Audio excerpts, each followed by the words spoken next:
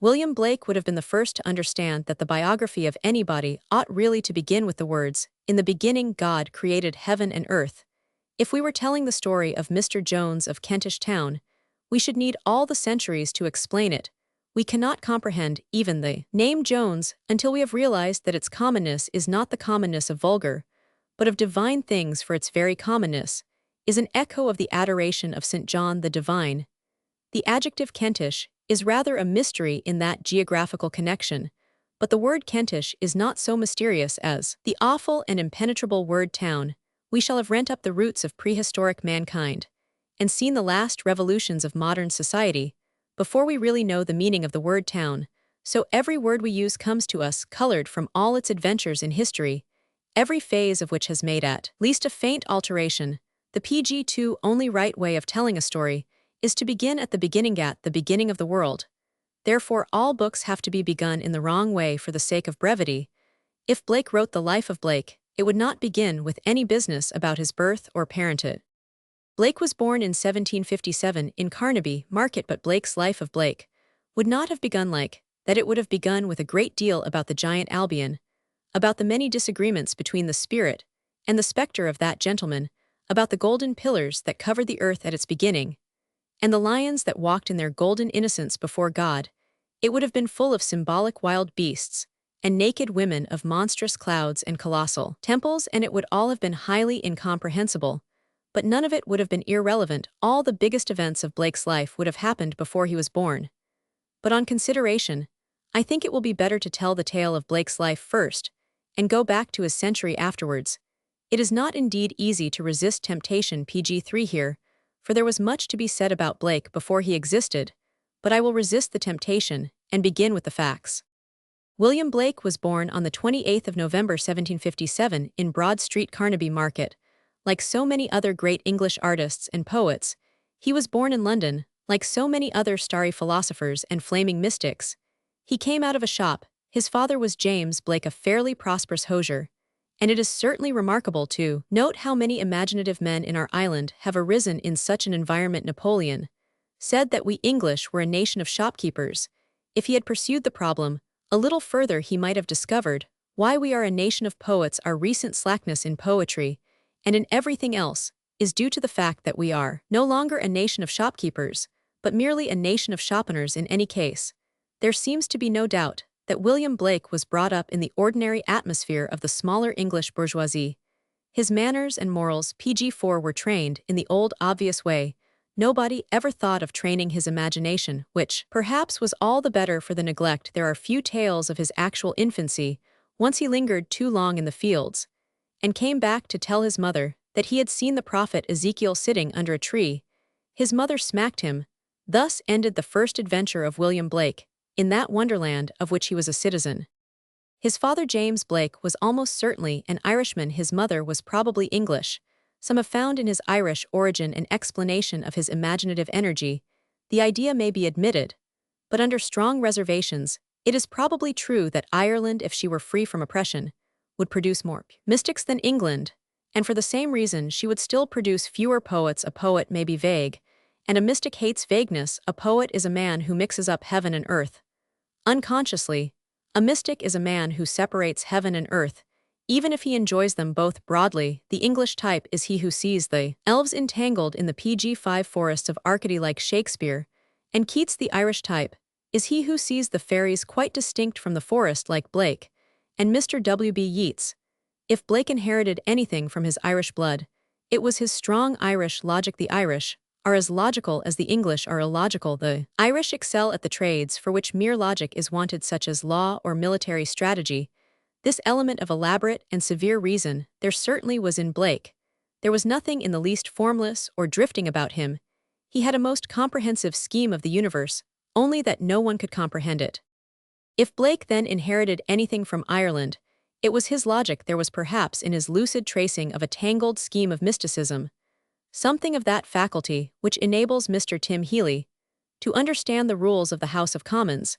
There was perhaps in the prompt pugnacity with which he kicked the impudent dragoon out of his front garden something of the success of the Irish soldier. But all such speculations are futile, for we do not know what James Blake really was, whether an Irishman by accident or by true PG6 tradition.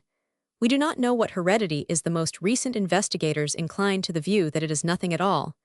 And we do not know what Ireland is. And we shall never know, until Ireland is free like any other Christian nation, to create her own institutions.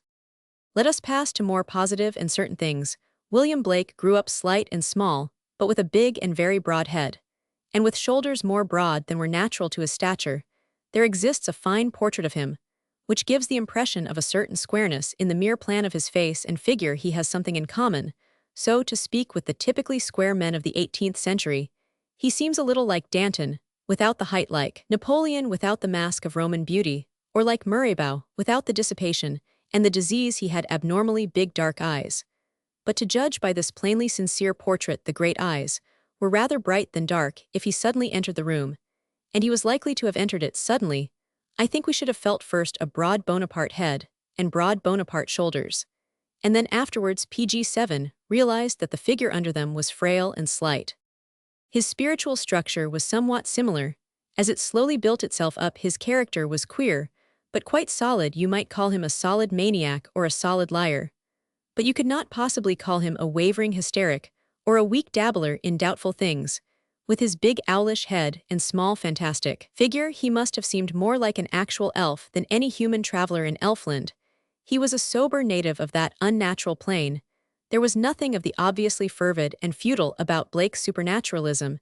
It was not his frenzy, but his coolness that was startling. From his first meeting with Ezekiel under the tree, he always talked of such spirits in an everyday intonation. There was plenty of pompous supernaturalism in the 18th century, but Blake's was the only natural supernaturalism. Many reputable persons reported miracles. He only mentioned them. He spoke of having met Isaiah or Queen Elizabeth, not so much even as if the fact were indisputable, but rather as if so simple a thing were not worth disputing. Kings and prophets came from heaven or hell PG8 to sit to him, and he complained of them quite casually, as if they were rather troublesome professional models. He was angry because King Edward Roman I would blunder in between him and Sir William Wallace. There have been other witnesses to the supernatural even more convincing, but I think there was never any other quite so calm. His private life, as he laid its foundations in his youth, had the same indescribable element. It was a sort of abrupt innocence. Everything that he was destined to do, especially in these early years, had a placid and prosaic oddity. He went through the ordinary fights and flirtations of boyhood, and one day, he happened to be talking about the unreasonable ways of some girl to another girl. The other girl, her name was Catherine. Boucher listened with apparent patience, until Blake used some phrase or mentioned some incident which she said she really thought was pathetic or, popularly speaking, hard on him. "Do you?" said William Blake, with great suddenness. "Then, I love you." After a long pause, the girl said in a leisurely manner, "I love you too." In this brief and extraordinary manner was decided a marriage of PG9, which the unbroken tenderness was tried by a long life of wild experiments and wilder opinions, and which was never truly darkened, until the day when Blake, dying in an astonishing ecstasy, named her only after God. To the same primary period of his life, boyish, romantic, and untouched, belongs the publication of his first and most famous books, Songs of Innocence and Experience. These poems are the most natural and juvenile things Blake ever wrote, yet they are startlingly old and unnatural poems. For so young and natural a man, they have the quality already described, a matured and massive supernaturalism. If there is anything in the book extraordinary to the reader, it is clearly quite ordinary to the writer. It is characteristic of him that he could write quite perfect poetry, a lyric entirely classic. No Elizabethan or Augustan could have moved with a lighter precision than "O sunflower weary of time, that countest the steps of the sun." But it is also characteristic of him that he could and would put into an otherwise good poem lines like PG10 and modest Dame Lurch, who is always at church, would not have bandy children, nor fasting, nor birch. Lines that have no sense at all and no connection with the poem. Whatever there is a stronger and simpler case of contrast. There is the quiet and beautiful stanza in which Blake first described the emotions of the nurse, the spiritual mother of many children. When the voices of children are heard in the vale, and laughter is heard on the hill, my heart is at rest within my breast, and everything else is still. And here is the equally quiet verse, which William Blake afterwards wrote down equally calmly. when the laughter of children is heard on the hill, and whisperings are in the dale. The days of my youth rise fresh in my mind. My face turns green and pale. That last monstrous line is typical. He would mention with as easy an emphasis that a woman's face turned green as that the fields were green when she looked at them. That is the quality of Blake, which is most personal, PG-13, and interesting in the fixed psychology of his youth. He came out into the world, a mystic in this very practical sense, that he came out to teach, rather than to learn. Even as a boy he was bursting with occult information, and all through his life, he had the deficiencies of one who is always giving out and has no time to take in. He was deaf with his own cataract of speech, hence, it followed that he was devoid of patience, while he was by no means devoid of charity. But impatience produced every evil effect that could practically have come from uncharitableness. Impatience tripped him up and sent him sprawling 20 times in his life.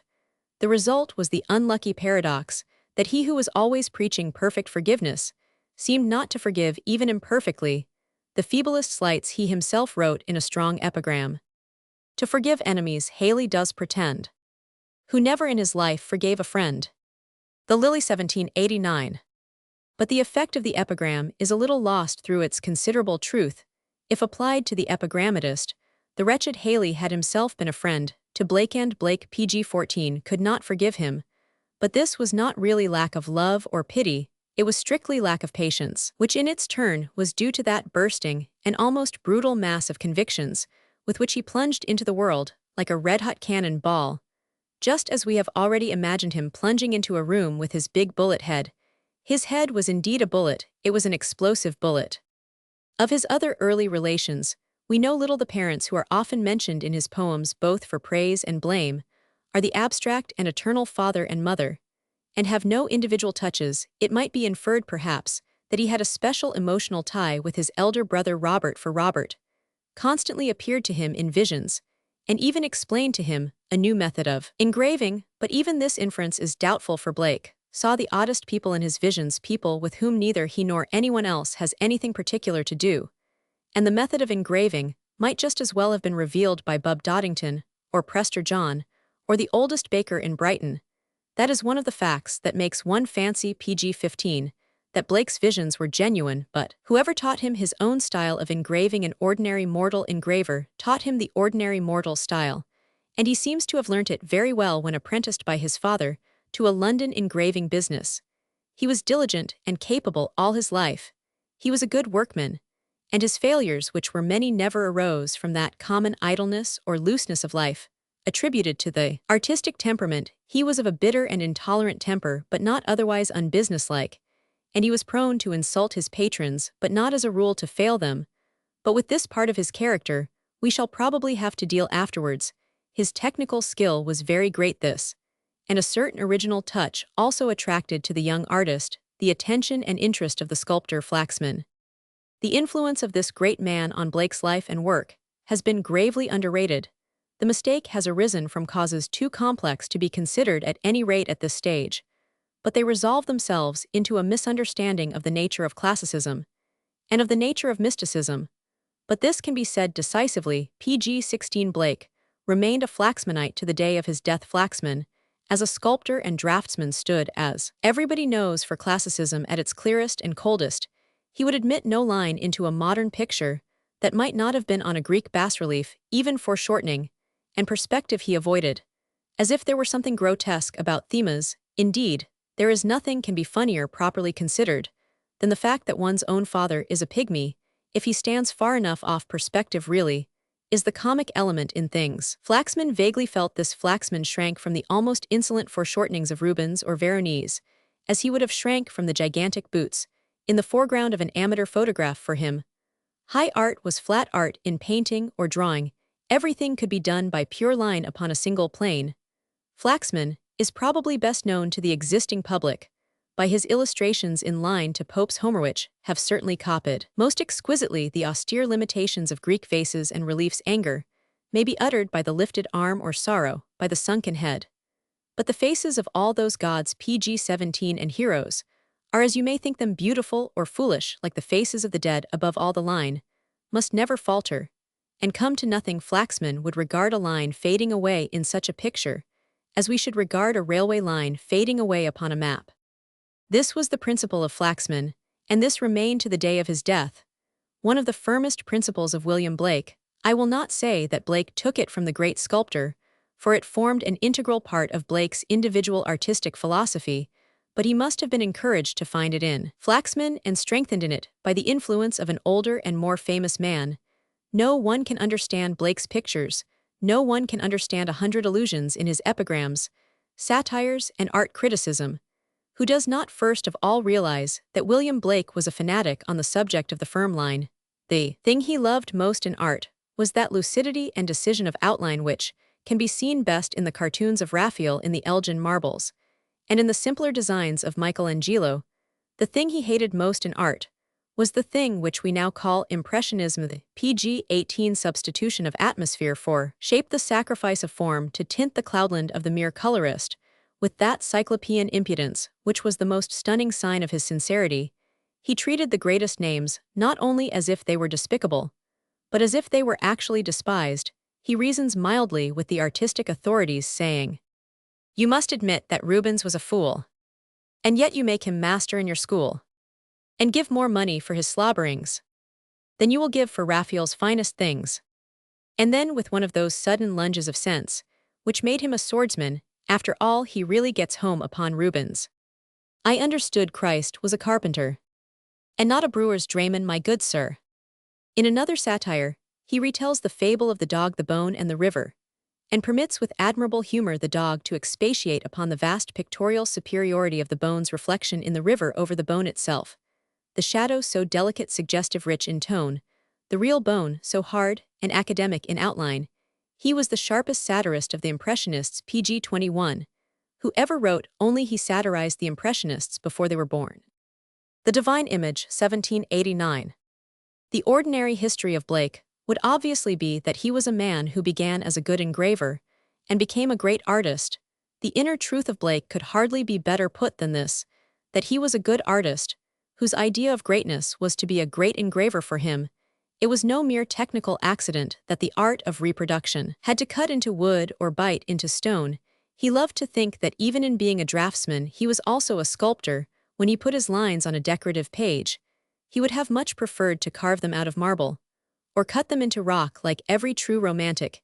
He loved the irrevocable like every true artist. He detested india rubber. Take for the sake of example all the designs to the Book of Job.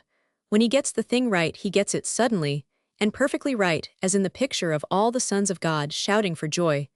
We feel that the sons of God might really shout for joy at the excellence of their own portrait. When he gets it wrong, he gets it completely and incurably wrong, as in the preposterous picture of Satan dancing, PG-22, among paving stones. But both are equally final and fixed. If one picture is incurably bad, the other picture is incurably good. Courage, which is with kindness the only fundamental virtue in man, is present and prodigious in both. No coward could have drawn such pictures. The chief movement of Blake, either in art or literature, was the first publication of the batch of his own allegorical works. The Gates of Paradise came first, and was followed by Urizen, and the Book of Thel. With these he introduced his own mode of engraving, and began his own style of decorative illustration. That style was steeped in the Blake and Flaxman feeling for the hard line, and the harsh and heroic treatment. There were, of course, many other personalities besides that of Flaxman which were destined to influence the art of William Blake. Among others, the personality of William Blake influences it not inconsiderably, but no influence ever disturbed the love of the absolute academic line. If the reader will look at any of the designs of Blake, many of which are reproduced in this book, he will see the main fact, which I mention, PG-23 here. Many of them are hideous, some of them are outrageous, but none of them are shapeless, none of them are what would now be called suggestive, none of them, in a word, are timid. The figure of man may be a monster, but he is a solid monster. The figure of God may be a mistake, but it is an unmistakable mistake. About this same time, Blake began to illustrate books decorating Blair's grave, and the Book of Job with his dark, but very definite designs in these plates. It is quite plain that the artist, when he errs not by vagueness, but by hardness of treatment. The beauty of the angel upside down who blows the trumpet in the face of Blair's skeleton is the beauty of a perfect Greek athlete. And if the beauty is the beauty of an athlete, so the ugliness is the ugliness of an athlete, or perhaps of an acrobat. The contortions and clumsy attitudes of some of Blake's figures do not arise from his ignorance of the human anatomy, they arise from a sort of wild knowledge of it. He is straining muscles and cracking joints like a sportsman racing for a cup. These book illustrations by Blake are among PG-24 the simplest and strongest designs of his pencil, which at its best to do him justice tended to the simple. And the strong nothing, for instance, could well be more comic, or more tragic, than the fact that Blake should illustrate Blair's elephantine epic.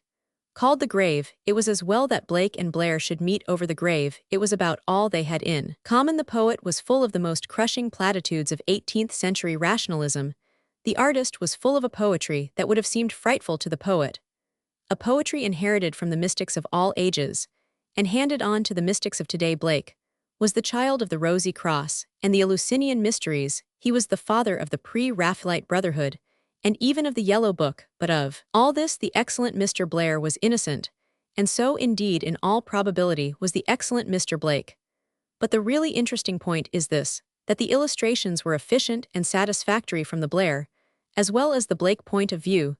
The cut, for instance, with the figure of the old man bowing his head to enter the black grotto of the grave, PG-27, is a fine piece of drawing apart from its meaning and is all the finer for its simplicity. But wherever he errs, it is always in being too hard and harsh, not too faint or fanciful. Blake was a greater man than Flaxman, though a less perfectly poised man. He was harder than his master, because he was madder. The figure upside down blowing the trumpet is as perfect as a Flaxman figure, only it is upside down. Flaxman upside down is almost a definition of Blake. The Little Black Boy. The Little Black Boy, 1789.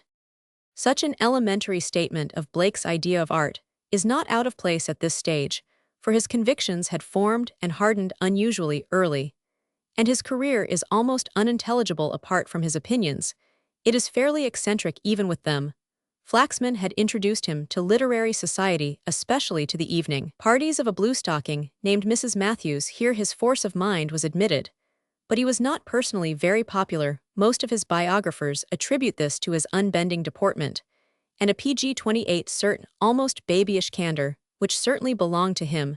But I cannot help thinking that the fact that he was in the habit of singing his own poems to tunes invented by himself may perhaps have had something to do with it. His opinions on all subjects were not only positive, but aggressive. He was a fierce Republican and denouncer of kings. But Mrs. Matthews was probably accustomed to fierce Republicans who denounced kings. She may have been less accustomed to a gentleman who insisted on wearing a red cap of liberty in ordinary society. It is due to Blake to say that his politics showed nevertheless that eccentric practicality which was mixed up with his unworldliness. It was certainly through his presence of mind that Tom Paine did not perish on the scaffold. But Blake had none of the marks of the poetical weakling of the mere mooncalf of mysticism. If he was a madman, one can emphasize the word man, as well as the word mad. For instance, in spite of his sedentary trade and his pacific theories, he had extraordinary physical courage, not that reasonable minimum of physical courage, which is guaranteed PG-29 by certain conventional sports, but intrinsic contempt of danger, a readiness to put himself into unknown perils. He would suddenly attack men much bigger and stronger than himself, and that with such violence that they were often defeated by their own amazement.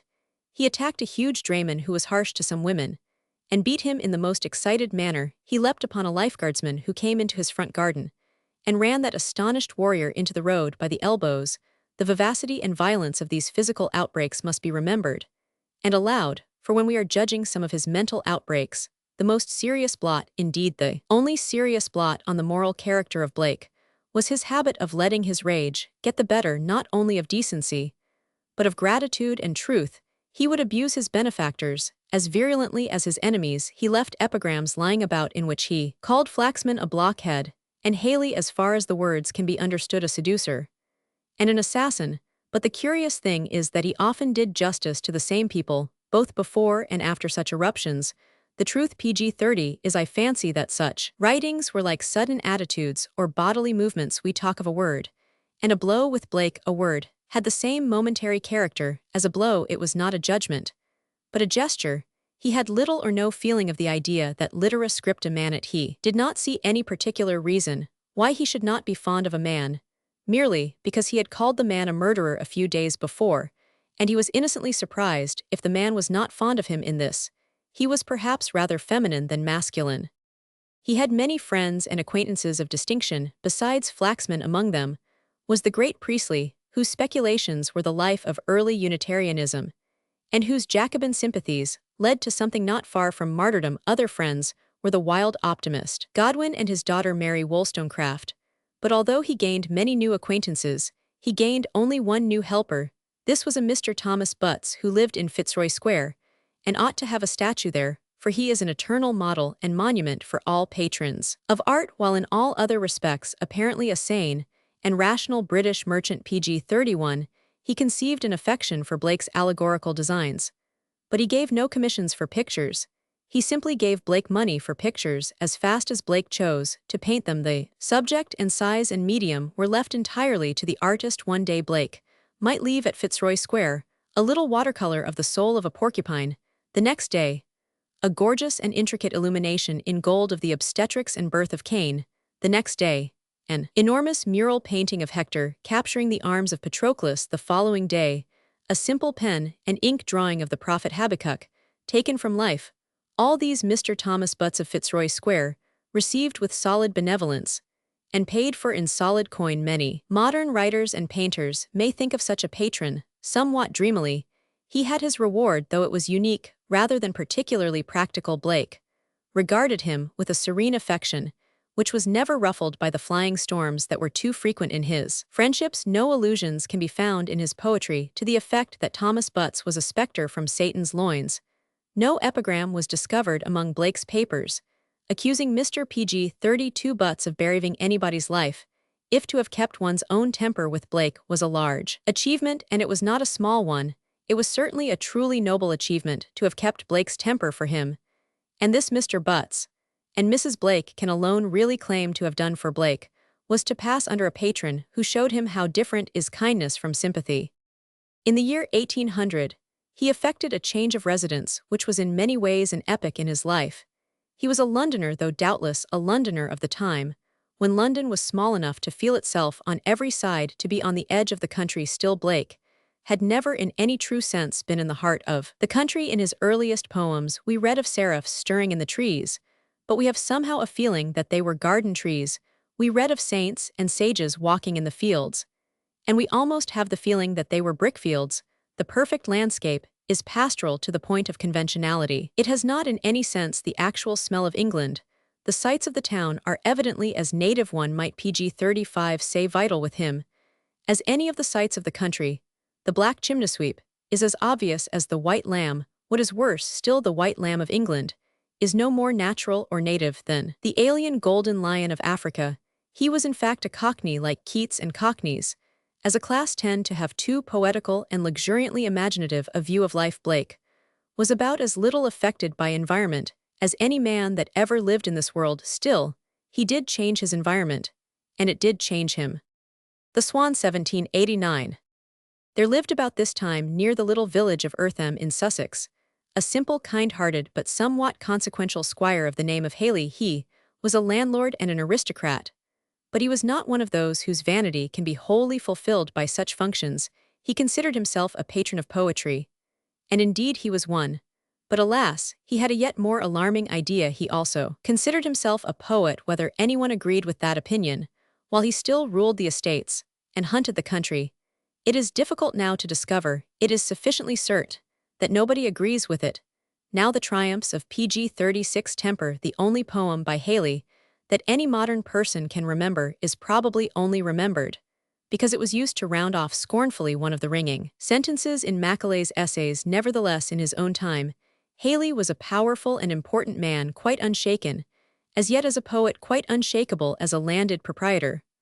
But like almost all quite indefensible English oligarchs, he had a sort of unreasonable good nature, which somehow balanced or protected his obvious unfitness and ineptitude. His heart was in the right place, though he was in the wrong one. To this blameless and beaming lord of creation, too self-satisfied, to be arrogant, too solemnly childish, to be cynical, too much at his ease, to doubt either others or himself, to him Flaxman introduced at him, rather Flaxman threw the red-hot cannonball, called Blake. I wonder Whether Flaxman laughed, but laughter convulses, and crumples up the pure outline of the Greek profile. Haley, who was in his way as munificent as Mechaenas, and I suspect that Mechaenas was quite a stupid, as Haley gave Blake a cottage in Felpham, a few miles from his own house, pg 30. 7. A cottage with which Blake almost literally fell in love, he writes, as if he had never seen an English country cottage before, and perhaps he never had. Nothing, he cries in a kind of ecstasy, can ever be more grand than its simplicity and usefulness. Simple and without intricacy, it seems to be the spontaneous expression of humanity, congenial to the wants of man. No other formed house can ever please me so well. It is probably true that none ever. Roman 999, all that was purest and most chivalrous in his poetry and philosophy, flowered in the great winds that pass and repass between the noble Sussex hills, and the sea. He was always a happy man since he had a god, but here he was almost a contented man. By this time had passed over Blake's head first the beginning, and then the growing blackness of the great French terror. Blake was now in a world in which even he could not venture to walk about in a red cap. Moreover, like most of the men of genius of that age and school, like Coleridge, and like Shelley, he seems to have been slightly sickened with the full sensational actuality of the French pg 38 tragedy, and somewhat unreasonably, having urged the rebels to fight, complained, because they killed people. If sincere revolutionists like Blake and Coleridge were disappointed at the revolution, the English government and governing class were against it, with a solidity of desperation. People talk about the reign of terror in France, but allowing for the difference of national temperament and national peril, the two things were twin. There was a reign of terror in England. A gentleman was sent to penal servitude, which some gentlemen find worse than the guillotine. If he said that the Prince Regent was fat, our terror was as cruel as Robespierre's, but more cowardly, just as our press gang was as cruel as conscription, only more cowardly everywhere, that the government could knock down an enemy, as if by accident could brain a Jacobin with some brutal club of legal coincidence. The thing was done. Many such blows were struck in that time, and one of them was struck at Blake. On a certain morning, in the August of 1803, Blake walked out into his garden, and found standing there a trooper of the 1st Dragoons pg 41, in a scarlet coat, surveying the landscape with a satisfied air of possession. Blake expressed a desire that the dragoon should leave the garden. The dragoon expressed a desire to knock out Blake's eyes. With many abominable imprecations, Blake sprang upon the man with startling activity, and catching him from behind, by both elbows ran him out of the garden, as if he were a perambulator. The man, who was probably drunk, and must certainly have been surprised, went off with many verbal accusations, but none of a political nature. A little while afterwards, however, he turned up with a grave legal statement to the effect that Blake had taken the opportunity to utter these somewhat improbable words: "Damn the king, damn all his subjects, damn his soldiers. They are all slaves when Bonaparte comes. It will be cutthroat for cutthroat. I will help him." The impartial critic will be inclined to say that few persons would have even the breath to utter such political generalizations, while at the same time running one of the dragoon guards bodily out of the gate, and it was not alleged that the incident took more than half a minute. pg 42. Blake may possibly, or even probably, have said damn, but the rest of the sentence originated, I imagine, in the mind of someone else. But although most of Blake's biography treats the case as a mere clumsy accident, I can hardly think that it was so. It involves too much of a coincidence. Why did not the dragoon wander into some other garden? Why did not some other poet have to deal with the dragoon? It seems odd that the man of the red cap should be the one man to wrestle with the man of the red coat. It was a time of tyranny, and tyranny is always full of small intrigues. It is not at all impossible that the police, as we should now put it, really tried to entrap Blake, but there entered upon the scene something which in England is stronger even than the police. Haley, not the small Haley, who was the author of the Triumphs of Temper, but the colossal Haley, who was the squire of Eartham and Bognor, entered the court with the extra aristocratic charm of an accident in the hunting field. He defended Blake with generosity and good sense, such as seldom fail his class on such occasions. And Blake was pg 43 acquitted. It was said that the evidence was incomplete, but I fancy that if Haley had not come, the evidence would have been complete enough. Space 1793. It is unfortunate that this excellent attitude of Haley nevertheless coincides, to a great extent, with the solution of the bonds that bound him to Blake. The visions were angry with me at Felpham, said the poet, which was his way of stating that he was somewhat bored with the benevolence of the English gentry voices of celestial inhabitants, were not more distinctly heard, nor their forms more distinctly seen in the neighbourhood of the Squire of Eartham, than in that of Mr. Butts of Fitzroy Square and Blake. Abruptly returned to London, taking lodgings just off Oxford Street, he started at once on a work with the promising title Jerusalem, the emanation of the giant Albion. I say there is a certain pathos in this parting from Haley, for he was now to fall into the power of a much more unpleasant kind of capitalist. Poor Blake fell indeed from bad to worse in the matter of patrons' butts, was sensible and sympathetic. Haley PG-44 was honest and silly, and his last protector seems to have been something very like a swindler. The name of this benevolent being was Richard Hartley Cromick, a Yorkshireman, and a publisher. He found Blake in bitter poverty after his breach with Haley. He and his wife lived on tens a week, and his method of sweating was of the simplest and most artistic character. He used to go to Blake, tell him that he would give him the engraving of a number of designs. He would easily make Blake talk enthusiastically, show his sketches, and so on. Then, having got the sketches, he would go away and give the engraving to somebody else. This annoyed Blake. It is pleasant to reflect that it was about Cromick that the best of his epigrams was written. A petty sneaking knave I knew. Oh, Mr. Cromick, how do you do? Blake's irritation broke out, as was common with him, not over the clearest, but over the most confused case of Cromick's misconduct. The publisher had seen a design by Blake of Chaucer's Canterbury Pilgrims, and commissioned PG-45 Blake to complete it a few days. Afterwards Cromick found himself in the studio of the popular painter Stothard, and suggested the subject to him. Stothard finished his picture first, and it appeared before Blake's. Blake went into one of his worst rages, and wrote one of his best pieces of prose. A brother artist said of Blake with beautiful simplicity, "He is a good man to steal from." The remark is as philosophical as it is practical. Blake had the great mark of real intellectual wealth. Anything that fell from him might be worth picking up. What he dropped in the street might as easily be half a sovereign as a halfpenny. Moreover, he invited theft in this further sense that his mental wealth existed, so to speak, in the most concentrated form. It is easier to steal half a sovereign in gold than in halfpence. He was literally packed with ideas, which required unpacking in him, and his works, they were too compressed to be intelligible, they were too brief to be even witty. And as a thief might steal a diamond and turn it into 20 farms, so the PG-46 plagiarist of Blake might steal a sentence and turn it into 20 volumes. It was profitable to steal an epigram from Blake for 3 reasons. First, that the original phrase was small and would not leave a large gap. Second, that it was cosmic and synthetic and could be applied to things in general. Third, that it was unintelligible and no one would know it again. I could give innumerable instances of what I mean. I will let one instance stand for the rest in the middle of that long poem, which is so disconnected that it may reasonably be doubted whether it is a long poem at all. I mean that commonly bearing the title The Auguries of Innocence, he introduces these 2 lines. When gold and gems adorn the plough, to peaceful arts shall envy bow. A careless and honest man would read these lines and make nothing of them. A careful thief might make out of them a whole entertaining and symbolic romance like Gulliver's Travels or Iruhin.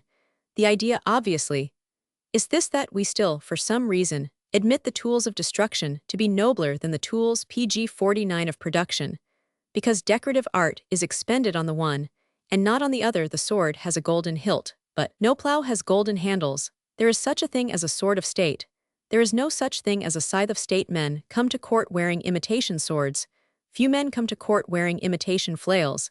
It is fascinating to reflect how fantastic a story might be written upon this hint by Blake. But Blake does not write the story, he only gives the hint.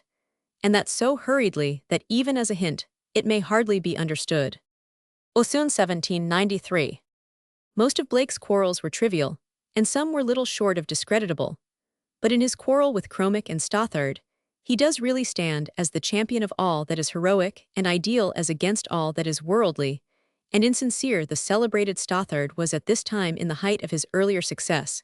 He occupied somewhat the same relation to art and society that has been occupied within our own time by Frederick Leighton. He was like Leighton, an accomplished draftsman, a man of slight but genuine poetic feeling, an artist who thoroughly PG-50 realized that the aim of art was to please. Ruskin said of him, very truly, I forget the exact words, that there were no thorns to his roses. At the same time his smoothness was a smoothness of innocence, rather than a smoothness of self-indulgence. His work has a girlish timidity rather than any real conventional cowardice. He was a true artist in a somewhat effeminate style of art, nor is there any reason to doubt that his personal character was as clean and good-natured as his pictures. It may be that he began his Canterbury Pilgrims without any commission from Cromwell, or it may be that he took the commission from Cromwell without the least idea that the conception had been borrowed from Blake. That Cromwell treated Blake badly is beyond dispute. That Stothard treated him badly is unproved, but Blake was not much in the habit of waiting for proof in such cases. Stothard, I say, may not have been morally in the wrong at all, but he was intellectually and critically very much in the wrong, and Blake pointed this out in a pamphlet which, though defaced here and there with his fantastic malice, is a solid and powerful pg 51 contribution to artistic and literary criticism. Stothard, the elegant gentleman, the man of sensibility, the 18th-century aesthete, cast his condescending eye upon the Middle Ages. He was of that age and school that only saw the Middle Ages by moonlight. Chaucer's Pilgrims were to him a quaint masquerade of hypocrisy or superstition, now only interesting from its comic or antiquated costume. The monk was amusing because he was fat, the wife of Bath because she was gay, the squire because he was dandified, and so on. Blake knew as little about the Middle Ages as Stothard did, but Blake knew about eternity and about man. He saw the image of God under all garments, and in a rage which may really be called noble he tore in pieces Stothard's antiquarian frivolity, and asked him to look with a more decent reverence at the great creations of a great poet. Stothard called the young squire of Chaucer a fop. Blake points out forcibly, and with fine critical truth, that the daintiness of the squire's dress is the mere last touch to his youth, gaiety, and completeness, but that he was no fop at all, but pg 52, a serious, chivalrous, and man-sighted gentleman who enjoyed books, understood music, and was hardy and prompt in battle. Moreover, he is definitely described as humble, reverent, and full of filial respect. That such a man should be called a fop because of a frill or a feather, Blake rightly regarded as a sign of the mean superficiality of his rival's ideas. Stothard spoke of the fair young wife of Bath. Blake placidly points out that she had had 4 husbands, and was, as in Blake's picture, a loud, lewd, brazen woman of quite advanced age, but of enormous vitality and humor. Stothard makes the monk the mere comic monk of commonplace pictures, shaped like a wine barrel, and as full of wine. Blake points out that Chaucer's monk was a man, and an influential man, not without sensual faults, but also not without dignity and authority. Everywhere, in fact, he reminds his opponent that in entering the world of Chaucer, he is not entering a fancy dress ball, but a temple carved with colossal and eternal images of the gods of good and evil. Stothard was only interested in Chaucer's types because they were dead. Blake was interested in them. pg 55, because they cannot die. In many of Blake's pictures may be found one figure quite monotonously recurrent, the figure of a monstrously muscular old man with hair and beard like a snowstorm, but with limbs like young trees. That is Blake's root conception, the Ancient of Days, the thing which is old with all the awfulness of its past, but young with all the energies of its future. Spells of Law, 1793. I make no excuse for dwelling at length on this in a life of Blake. It is the most important event.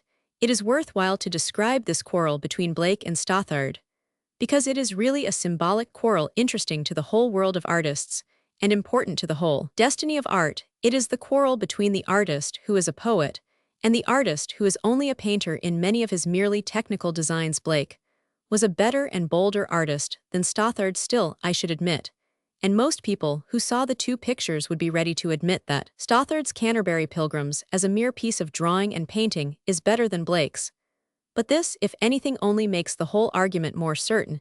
It is the duel between the artist, who pg 56 wishes only to be an artist, and the artist who has the higher and harder ambition to be a man. That is an archangel. Or again, it might be put thus: whether an artist ought to be a universalist, or whether he is better as a specialist. Now, against the specialist, against the man who studies only art or electricity, or the violin, or the thumbscrew, or what not, there is only one really important argument, and that for some reason or other is never offered. People say that specialists are inhuman, but that is unjust. People say an expert is not a man, but that is unkind and untrue. The real difficulty about the specialist or expert is much more singular and fascinating. The trouble with the expert is never that he is not a man, it is always that wherever he is not an expert, he is too much of an ordinary man, wherever he is not exceptionally learned.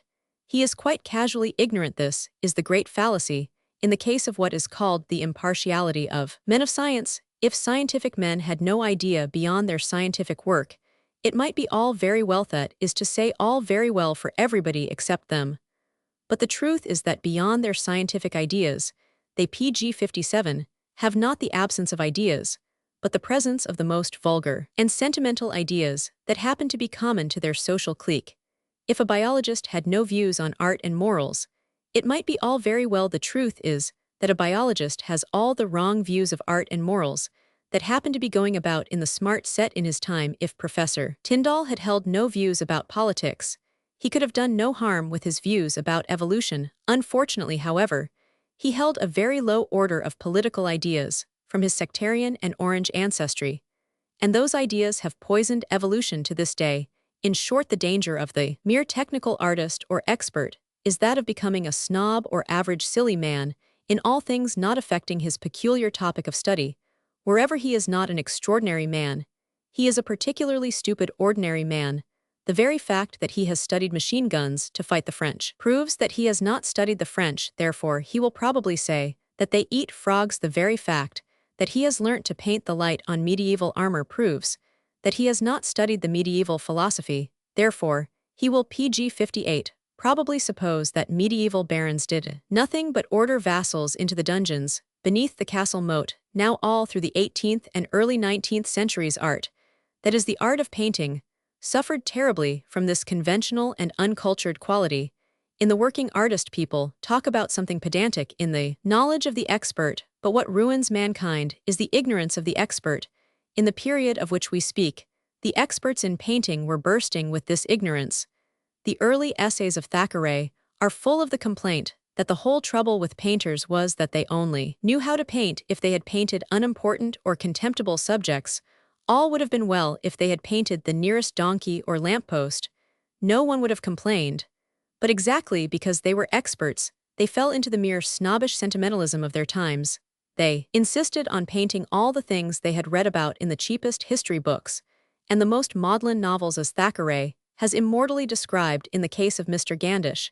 They painted Boadicea and declared that they had discovered in pg-59 their researches into history the story of King Alfred and the cakes. In other words, the expert does not escape his age.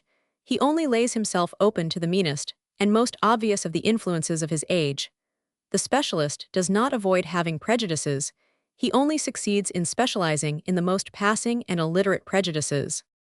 Of all this type of technical ignorance, Stothard is absolutely typical. He was an admirable instance of the highly cultivated and utterly ignorant man. He had spent his life in making lines swerve smoothly and shadows creep exactly into their right place. He had never had any time to understand the things that he was drawing, except by their basest and most conventional connotations. Somebody suggested that he should draw some medieval pilgrims, that is, some vigorous types in the heyday of European civilization, in the act of accepting the European religion, but he who alone could draw them right was especially likely to see them wrong.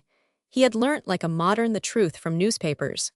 Because he had no time to read even encyclopedias, he had learnt how to paint pg-60 armor and armorial bearings. It was too much to expect him to understand them. He had learnt to draw a horse.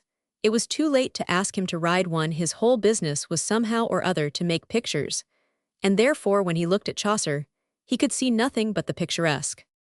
Against this sort of sound technical artist, another type of artist has been eternally offered. This was the type of Blake. It was also the type of Michelangelo. It was the type of Leonardo da Vinci. It was the type of several French mystics. And in our own country and recent period of Rossetti. Blake, as a painter among other things, belongs to that small group of painters who did something else besides paint. But this is indeed a very inadequate way of stating the matter. The fuller and fairer way is this, that Blake was one of those few painters who understood his subject as well as his picture. I have already said that I think Stothard's picture of the Canterbury Pilgrims, in a purely technical sense, better than his. Indeed, there is nothing to be said against Stothard's picture of the Canterbury Pilgrims, except that it is not a picture pg-63 of the Canterbury Pilgrims. Blake, to summarize the whole matter, as simply as it can be summarized, was, in the tradition of the best and most educated ideas about Chaucer, Stothard was the inheritor of the most fashionable ideas, and the worst the whole incident cannot be without its moral and effect for all discussions about the morality or unmorality of art. If art could be unmoral, it might be all very well, but the truth is that, unless art is moral, art is not only immoral but immoral in the most commonplace, slangy, and prosaic way. In the future, the fastidious artists who refuse to be anything but artists will go down to history as the embodiment of all the vulgarities and banalities of their time. People will point to a picture by Mr. Sargent or Mr. Shannon and say, see, that man had caught all the most middle-class cant of the early 20th century. Frontispiece to America. We can now recur, however, to the general relations of Blake with his later patron. In a phrase of singular unconscious humor, Mr. Cromick accused Blake of a want of common politeness. Common politeness certainly can hardly be said to have been Blake's strong PG-64 point, but Cromick's politeness was certainly an uncommon sort of politeness. One is tempted to be thankful that it is not a common sort. Cromick's notion of common politeness was to give the artist a guinea a drawing on the understanding that he should get some more for engraving them, and then give the engraving to somebody else, who cost him next to nothing. Blake, as we have said, resented this startling simplicity of swindling. Blake was in such matters a singular mixture of madness and shrewdness. In the judgment of such things, he was the kind of man whom a publisher found at one moment more vague and viewless than any poet, and at the next moment more prompt and rapacious than any literary agent. He was sometimes above his commercial enemy, sometimes below him, but he never was on his level. One never knew where he was. Cromick's letter is a human document of extraordinary sincerity and interest. The Yorkshire publisher positively breaks for once in his life into a kind of poetry. He describes Blake as being a combination of the serpent and the dove. He did not quite realize, perhaps, that according to the new PG-65 Testament, he was paying Blake a compliment. But the truth is, I fancy, that the painter and poet had been one too many for the publisher. I think that on any occasion Cromick would have willingly forgiven Blake for showing the harmlessness of the dove. I fancy that on one occasion Blake must have shown the wisdom of the serpent. From the mere slavery of this sweater, Blake was probably delivered by the help of the last and most human of his patrons, a young man named John Linnell, a landscape painter, and a friend of the great Mulready. It is extraordinary to think that he was young enough to die in 1882, and that a man who had read in the prophetic books the last crusades of Blake may have lived to read in the newspapers some of the last crusades of Gladstone. This man Linnell covers the last years of Blake as with an ambulance tent in the wilderness. Blake never had any ugly relations with Linnell, just as he had never had any with Butts. His quarrels had wearied many friends, but by this time I think he was too weary even to quarrel on Linnell's commission. He began PG-66, a system of illustrations to daunt, but I think that no one expected him to live to finish it. His last sickness fell upon him very slowly, and he does not seem to have taken much notice of it. He continued perpetually his pictorial designs, and as long as they were growing stronger, he seems to have cared very little for the fact that he was growing weaker himself. One of the last designs he made was one of the strongest he ever made, a tremendous image of the Almighty bending forward, foreshortened, in a colossal perspective to trace out the heavens with a compass. Nowhere else has he so well expressed his primary theistic ideas that God, though infinitely gigantic, should be as solid as a giant. He had often drawn men from the life. Not unfrequently, he had drawn his dead men from the life. Here, according to his own conceptions, he may be said to have drawn God from the life. When he had finished the portrait, which he made sitting up in his sickbed, he called out cheerfully, PG-69, what shall I draw after that? Doubtless PG-67. He racked his brain for some superlative spirit or archangel, which would not be a mere bathos after the other. His rolling eyes, those round lustrous eyes, which one can always see roll in his painted portraits, fell on the old frail and somewhat ugly woman who had been his companion so long, and he called out, Catherine, you have been an angel to me. I will draw you next. Throwing aside the sketch, God measuring the universe, he began industriously to draw a portrait of his wife, a portrait which is unfortunately lost, but which must have substantially resembled the remarkable sketch, which a friend drew some months afterwards, the portrait of a woman at once plain and distinguished, with a face that is supremely humorous, and at once harsh and kind. Long before that portrait was drawn, long before those months had elapsed, William Blake was dead. Preludium, 1793. Whatever be the explanation, it is quite certain that Blake had more positive joy on his deathbed than any other of the sons of Adam one has heard of men, singing hymns on their deathbeds in low plaintive voices. Blake was not at all like that on his deathbed. Pg 70. The room shook with his singing. All his songs were in praise of God, and apparently knew all his songs were songs of innocence. Every now and then he would stop and cry out to his wife, "Not mine, not mine," in a sort of ecstatic explanation. He truly seemed to wait for the opening of the door of death, as a child waits for the opening of the cupboard on his birthday. He genuinely and solemnly seemed to hear the hoofs of the horses of death, as a baby hears on Christmas Eve the reindeer hooves of Santa Claus. He was in his last moments in that wonderful world of whiteness, in which white is still a color. He would have clapped his hands at a white snowflake, and sung as at the white wings of an angel at the moment when he himself turned suddenly white with death. And now, after a due pause, someone will ask, and we must answer a popular question, which, like many popular questions, is really a somewhat deep and subtle one. To put the matter quite simply, as the popular instinct would put it, was William Blake mad? It is easy, Pg 71, enough to say of course in the noncommittal modern manner that it all depends on how you define madness. If you mean it in its practical or legal sense, which is perhaps the most really useful sense of all, if you mean, was William Blake unfit to look after himself, unable to exercise civic functions, or to administer property, then certainly the answer is no. Blake was a citizen, and capable of being a very good citizen. Blake, so far from being incapable of managing property, was capable in so far as he chose of collecting a great deal of it.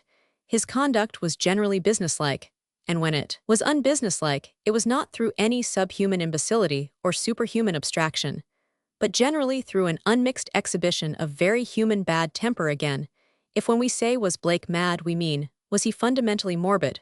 Was his soul cut off from the universe and merely feeding on itself? Then again, the answer is emphatically no. There was nothing defective about Blake.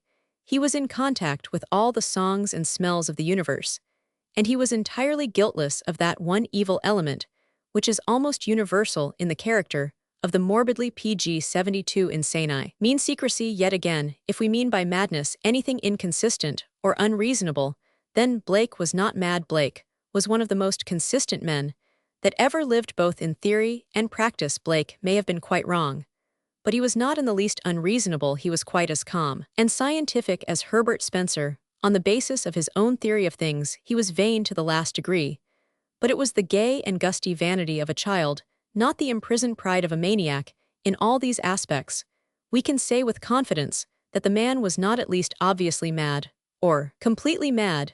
But if we ask whether there was not some madness about him, whether his naturally just mind was not subject to some kind of disturbing influence, which was not essential to itself, then we ask a very different question and require, unless I am mistaken, a very different answer.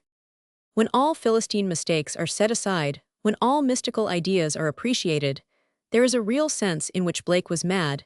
It is a practical and certain sense, exactly like the sense in which he was not mad. In fact, in almost every case of his character and extraordinary Pg 73 career, we can safely offer this proposition, that if there was something wrong with it, it was wrong even from his own best standpoint. People talk of appealing from Philip drunk to Philip sober.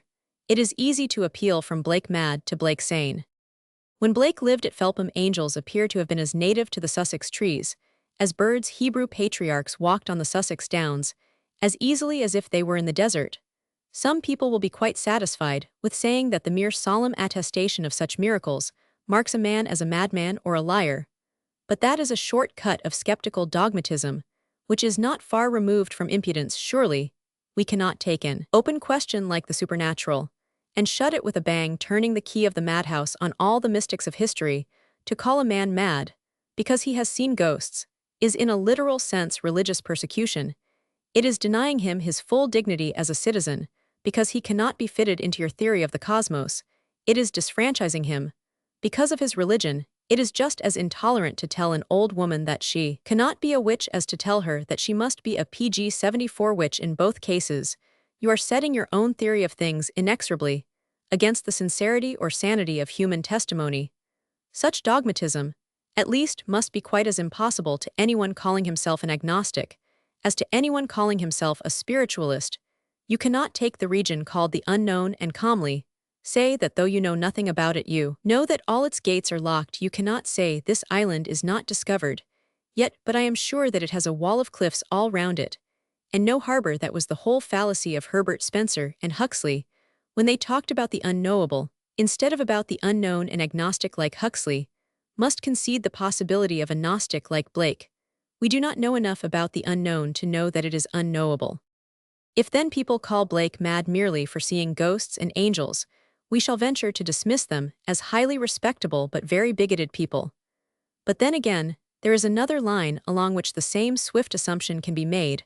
While he was at Felpham, Blake's eccentricity broke out on another side. A quality that can frankly be PG-77, called indecency, appeared in his pictures, his opinions, and to some extent in his conduct, but it was an idealistic indecency. Blake's mistake was not so much that he aimed at sin, as that he aimed at an impossible and inhuman sinlessness. It is said that he proposed to his wife that they should live naked in their back garden like Adam and Eve. If the husband ever really proposed this, the wife succeeded in averting it. But in his verse, and prose particularly in some of the prophetic books, he began to talk very wildly. However far he really meant to go against common morality, he certainly meant, like Walt Whitman, to go the whole way against common decency. He professed to regard the veiling of the most central of human relations as the unnatural cloaking of a natural work. He was never at a loss for an effective phrase, and in one of his poems on this topic, he says finely, if fallaciously, "Does the sower sow by night? Or the plowman in darkness plow?" A Prophecy, 1793. But his speculations went past decorum, and at least touched the idea of primary law in PG-78. Some parts of the prophetic books written in the period, which may fairly be called a paroxysm, he really seems to be preaching the idea that sin is sometimes a good thing, because it leads to forgiveness. I cannot think this idea does much credit to Blake's power of logic, which was generally good. The very fact of forgiveness implies that what led up to it was evil, but though the position is hardly rational, it is quite unfair to say that it is insane. It is no sillier or more untenable than 100 sophistries that one may hear at every teetable or read in every magazine. A little while ago the family of a young lady attempted to shut her up in an asylum because she believed in free love. This atrocious injustice was stopped, but many people wrote to the papers to say that marriage was a very fine thing. As indeed it is. Of course the answer was simple, that if everyone with silly opinions were locked up in an asylum, the asylums of the 20th century would have to be somewhat unduly enlarged. The same common sense applies to the case of Blake. That he did maintain some monstrous propositions proves that he was not always right. PG-79, that he had even a fine faculty for being exceedingly wrong. But it does not prove that he was a madman, or anything remotely resembling one, nor is there any reason to suppose that he was carried into any practice inconsistent with his strong domestic affections. Indeed, I think that much of Blake's anarchy is connected with his innocence. I have noticed the combination more than once, especially in men of Irish blood. Like Blake, heavy full-blooded men feel the need of bonds, and are glad to bind themselves. But the chaste are often lawless. They are theoretically reckless, because they are practically pure. Thus Ireland, while it is the island of rebels, is also the island of saints, and might be called the island of virgins. But when we have reached this point, that this ugly element in Blake was an intrusion of Blake's mere theory of things, we have come, I think, very close to the true principle to be pursued in estimating his madness or his sanity. Blake, the mere poet, would have been decent and respectable.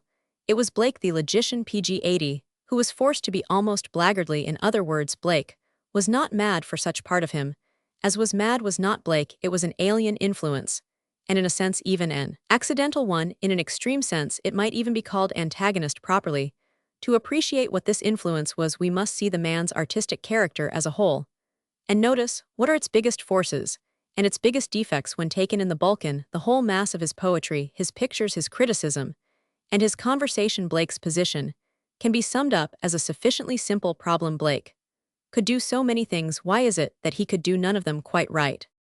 Blake was not a frail or fairy-like sort of person. He had not the light unity, the capering completeness of the entirely irresponsible man. He had not the independence, one might almost say the omnipotence, that comes from being hopelessly weak. There was nothing in him of Mr. Skimpole. He was not a puff of silver thistledown. He was not a reed shaken in the wind in Jordan. He was rather an oak rooted in England, but an oak half killed by the ivy. The interesting PG 83 question of spiritual botany is what was the ivy that half killed him originally. His intellect was not only strong, but strongly rational, might almost say strongly skeptical. There never was a man of whom it was less true to say, as has been said, that he was a light, sensitive lyrist, a mere piper of pretty songs. For children his mind was like a ruined Roman arch. It has been broken by barbarians. But what there is of it is Roman, so it was. With William Blake's reason, it had been broken or cracked by something. But what there was of it was reasonable in his art criticism. He never said anything that was not strictly consistent with his first principles in his controversies in the many matters in which he argued angrily or venomously. He never lost the thread of the argument, like every great mystic. He was also a great rationalist. Read Blake's attack upon Stothard's picture of the Canterbury Pilgrims, and you will see that he could not only write a quite sensible piece of criticism, but even a quite slashing piece of journalism. By nature one almost feels that he might have done anything, have conducted campaigns like Napoleon or PG 84, studied the stars like Newton. But something, when all is said and done, had eaten away whole parts of that powerful brain, leaving parts of it standing like great Greek pillars in a desert. What was this thing?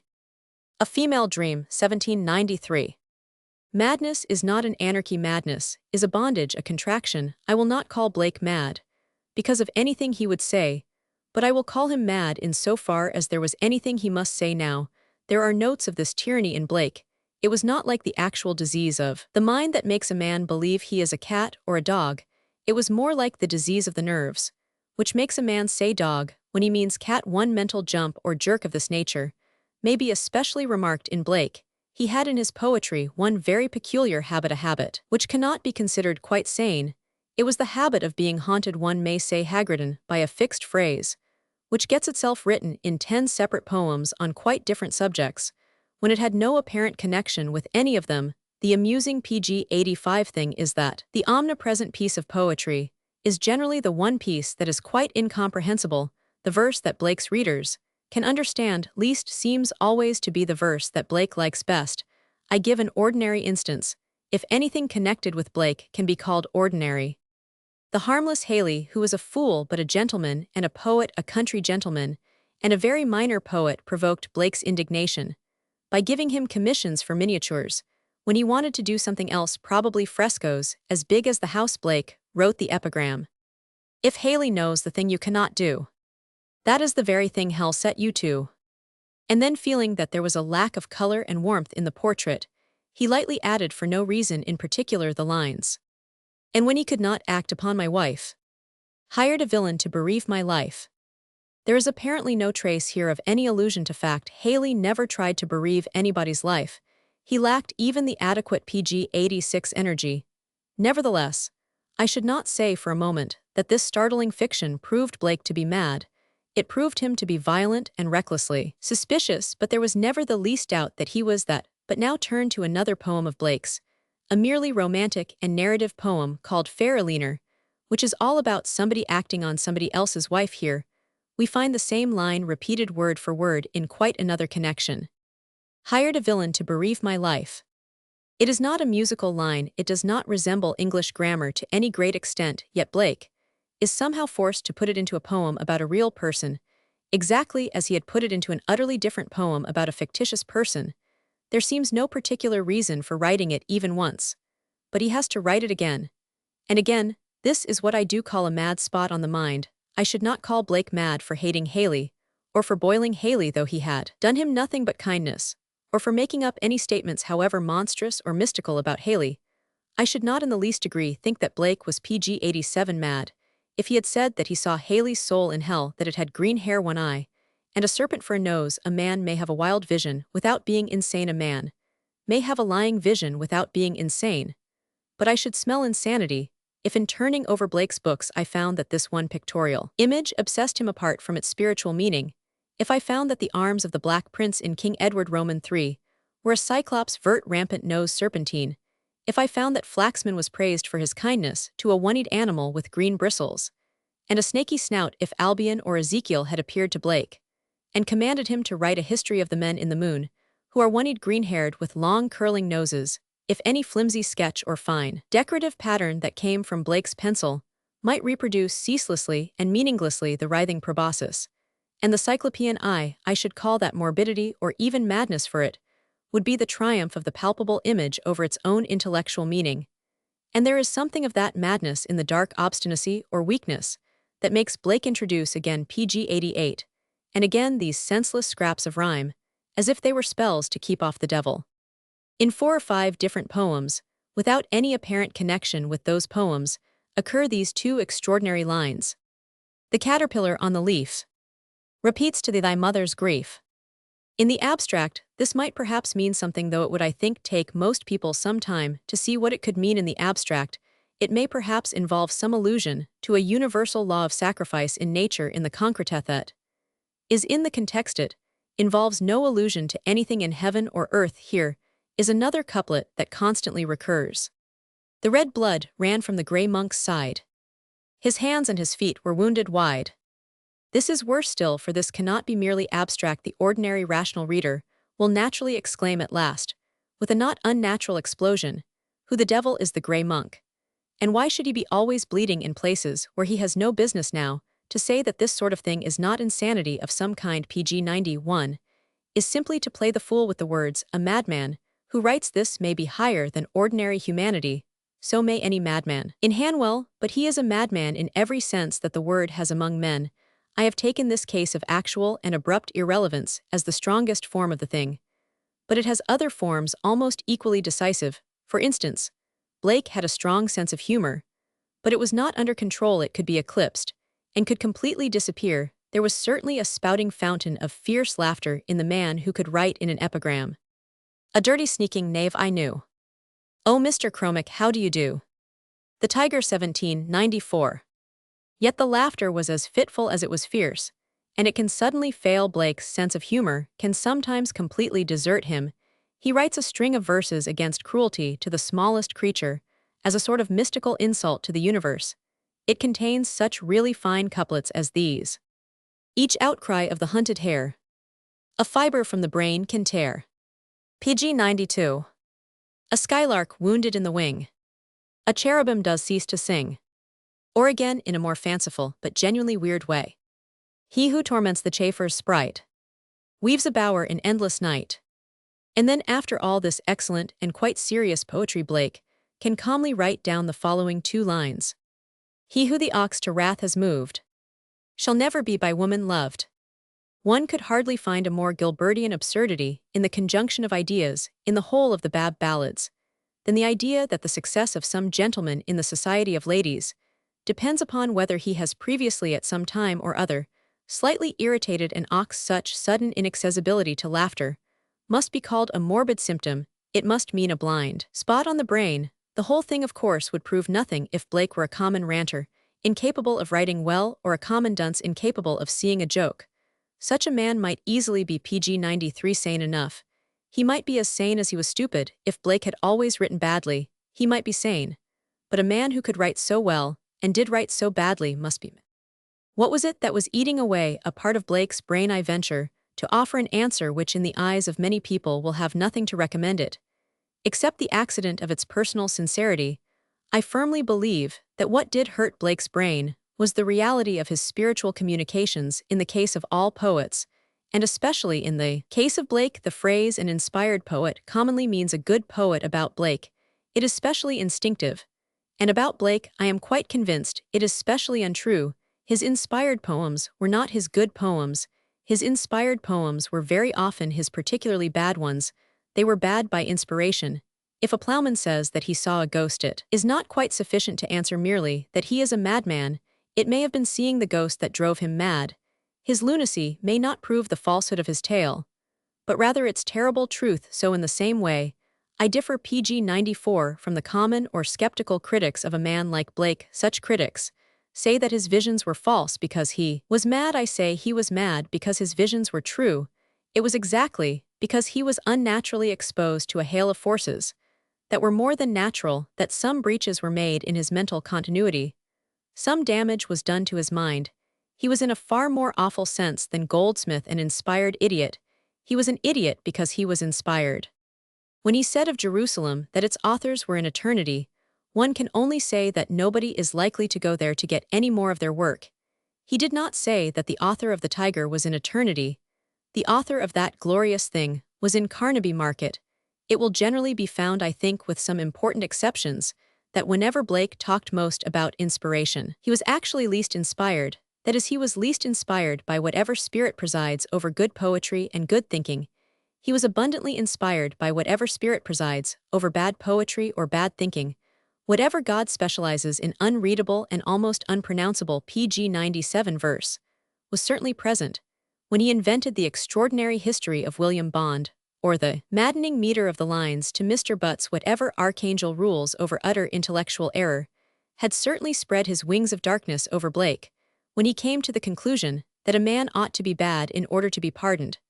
But these unthinkable thoughts are mostly to be found in his most unliterary productions, notably in the prophetic books. To put my meaning broadly, the opinions which nobody can agree with are mostly in the books that nobody can read. I really believe that this was not from Blake, but from his spirits. It is all very well for great men like Mr. Rossetti and Mr. Swinburne to trust utterly to the seraphim of Blake. They may naturally trust angels. They do not believe in them. But I do believe in angels, and incidentally in fallen angels. Holy Thursday, 1794. There is no danger to health in being a mystic, but there may be some danger to health in being a spiritualist. It would be a very poor PG 98 pun to say that a taste for spirits is bad for the health. Nevertheless, oddly enough, though a poor pun, it is a perfectly correct philosophical parallel, the difference between having a real religion and having a mere curiosity about psychic marvels is really very like the difference between drinking beer and drinking brandy, between drinking wine and drinking gin. Beer is a food as well as a stimulant, so a positive religion is a comfort as well as an adventure. A man drinks his wine because it is his favorite wine, the pleasure of his palate, or the vintage of his valley. A man drinks alcohol merely because it is alcoholic, so a man calls upon his gods because they are good, or at any rate good to him, because they are the idols that protect his tribe or the saints that have blessed his birthday. But spiritualists call upon spirits merely because they are spirits. They ask for ghosts merely because they are ghosts. I have often been haunted with a fancy that the creeds of men might be paralleled and represented in their beverages. Wine might stand for genuine Catholicism, and ale for genuine Protestantism. For these, at least, are real religions with comfort and strength. In PG 99, them clean cold agnosticism would be clean cold water, an excellent thing, if you can get it. Most modern ethical and idealistic movements might be well represented by soda water, which is a fuss about nothing. Mr. Bernard Shaw's philosophy is exactly like black coffee. It awakens, but it does not really inspire. Modern hygienic materialism is very like cocoa. It would be impossible to express one's contempt for it in stronger terms than that. Sometimes, very rarely, one may come across something that may honestly be compared to milk, an ancient and heathen mildness, an earthly yet sustaining merciful milk of human kindness. You can find it in a few pagan poets and a few old fables, but it is everywhere dying out now. If we adopt this analogy for the sake of argument, we shall really come back to the bad pun. We shall conclude that a taste for spiritualism is very like a taste for spirits. The man who drinks gin or methylated spirit does it only because it makes him supernormal, so the man who with tables or planchettes invokes supernatural beings invokes them only because they are supernatural. He does not know that they PG 100 are good or wise or helpful. He knows that he desires the deity, but he does not even know that he likes him. He attempts to invoke the god without adoring him. He is interested in whatever he can find out touching supernatural existence, but he is not really filled with joy, as by the face of a divine friend, any more than anyone actually likes the taste of methylated spirit. In such psychic investigations, in a word, there is excitement, but not affectional satisfaction. There is brandy but no food. Now Blake was in the most reckless, and sometimes even in the most vulgar sense, a spiritualist. He threw the doors of his mind open to what the late George MacDonald called in a fine phrase the canal of the other world. I think it is impossible to look at some of the pictures which Blake drew under what he considered direct spiritual dictation without feeling that he was from time to time under influences that were not only evil, but even foolishly evil. I give one case out of numberless cases Blake drew from his own vision. A head, which he called the man who built the pyramids. Anyone can PG 101 appreciate the size and mystery of the idea. And most people would form some sort of fancy of how a great poetical painter such as Michelangelo or Watts would have rendered the idea. They can conceive a face, swarthy and secret or ponderous and lowering or staring and tropical or Apollonian. And pure whatever was the man who built the pyramids, one feels that he must, to put it mildly, have been a clever man. We look at Blake's picture of the man, and with a start behold the face of an idiot. Nay, we behold even the face of an evil idiot, a leering half-witted face, with no chin, and the protuberant nose of a pig. Blake declared that he drew this face from a real spirit, and I see no reason to doubt that he Roman 999. But if he did, it was not really the man who built the pyramids. It was not any spirit with whom a gentleman ought to wish to be on intimate terms. That vision of swinish silliness was really a bad vision, to have it left a smell of demoniac silliness behind it.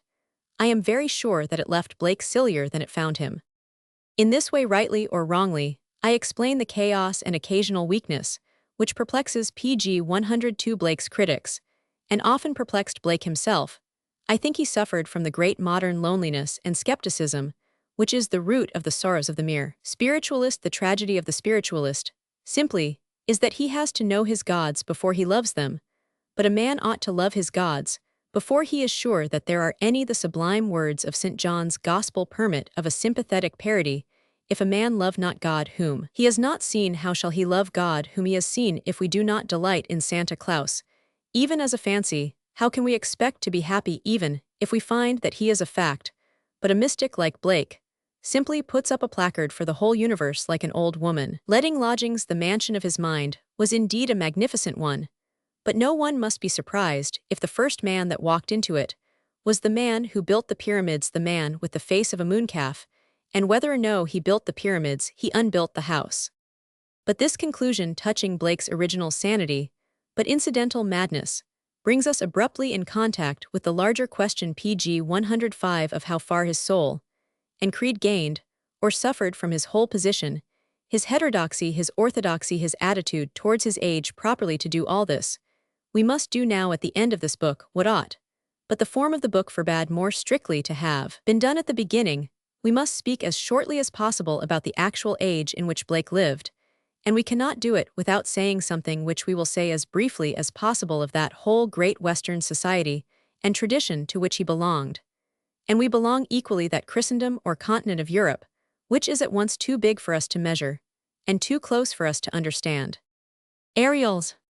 What was the 18th century, or rather, to speak less mechanically, and with more intelligence, what was that mighty and unmistakable phase, or mood, through which Western society was passing about the time that William Blake became its living child?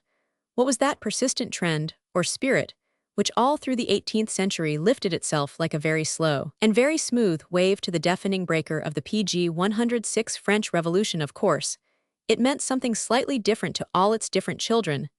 Let us here ask ourselves what it meant to Blake, the poet, the painter, and the dreamer. Let us try to state the thing as nearly as possible in terms of his spirit, and in relation to his unique work in this world.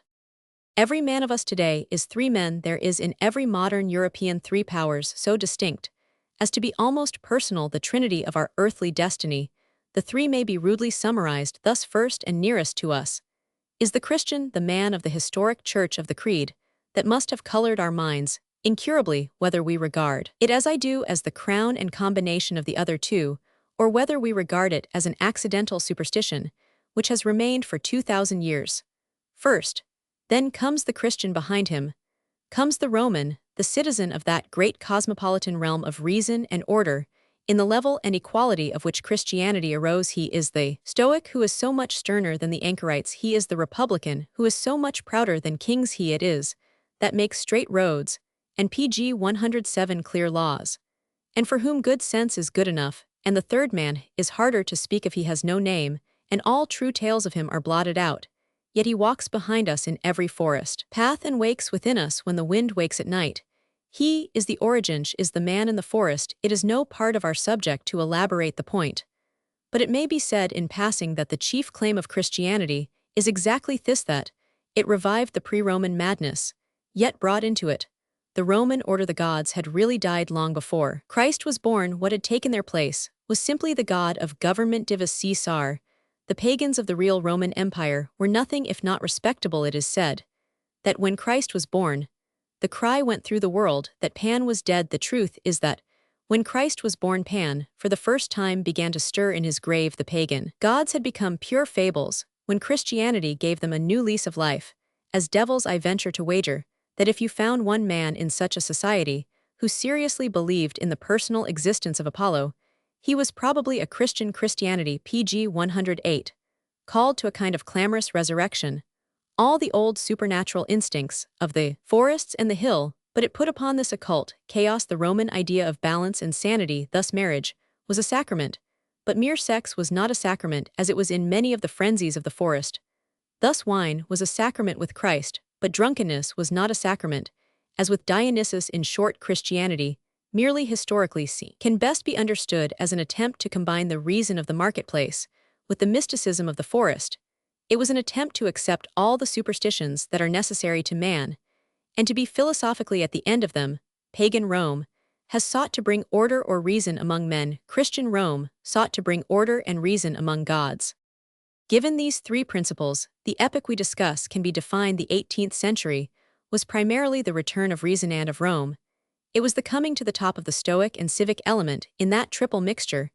It was full, like the Roman world, pg 111, of a respect for law. Note that the priest still wears in the main the popular garb of the Middle Ages, but the lawyer still wears the headdress of the 18th century. Yet while the Roman world was full of rule, it was also full of revolution.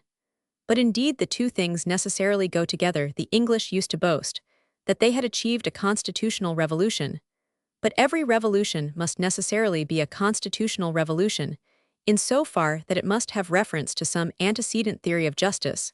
A man must have rights before he can have wrongs. So it may be constantly remarked that the countries which have done most to spread legal generalizations and judicial decisions are those most filled with political fury and potential rebellion. Rome, for instance, and France. Rome planted in every tribe and village the root of the Roman law at the very time when her own town was torn with faction and bloody with partisan butcheries.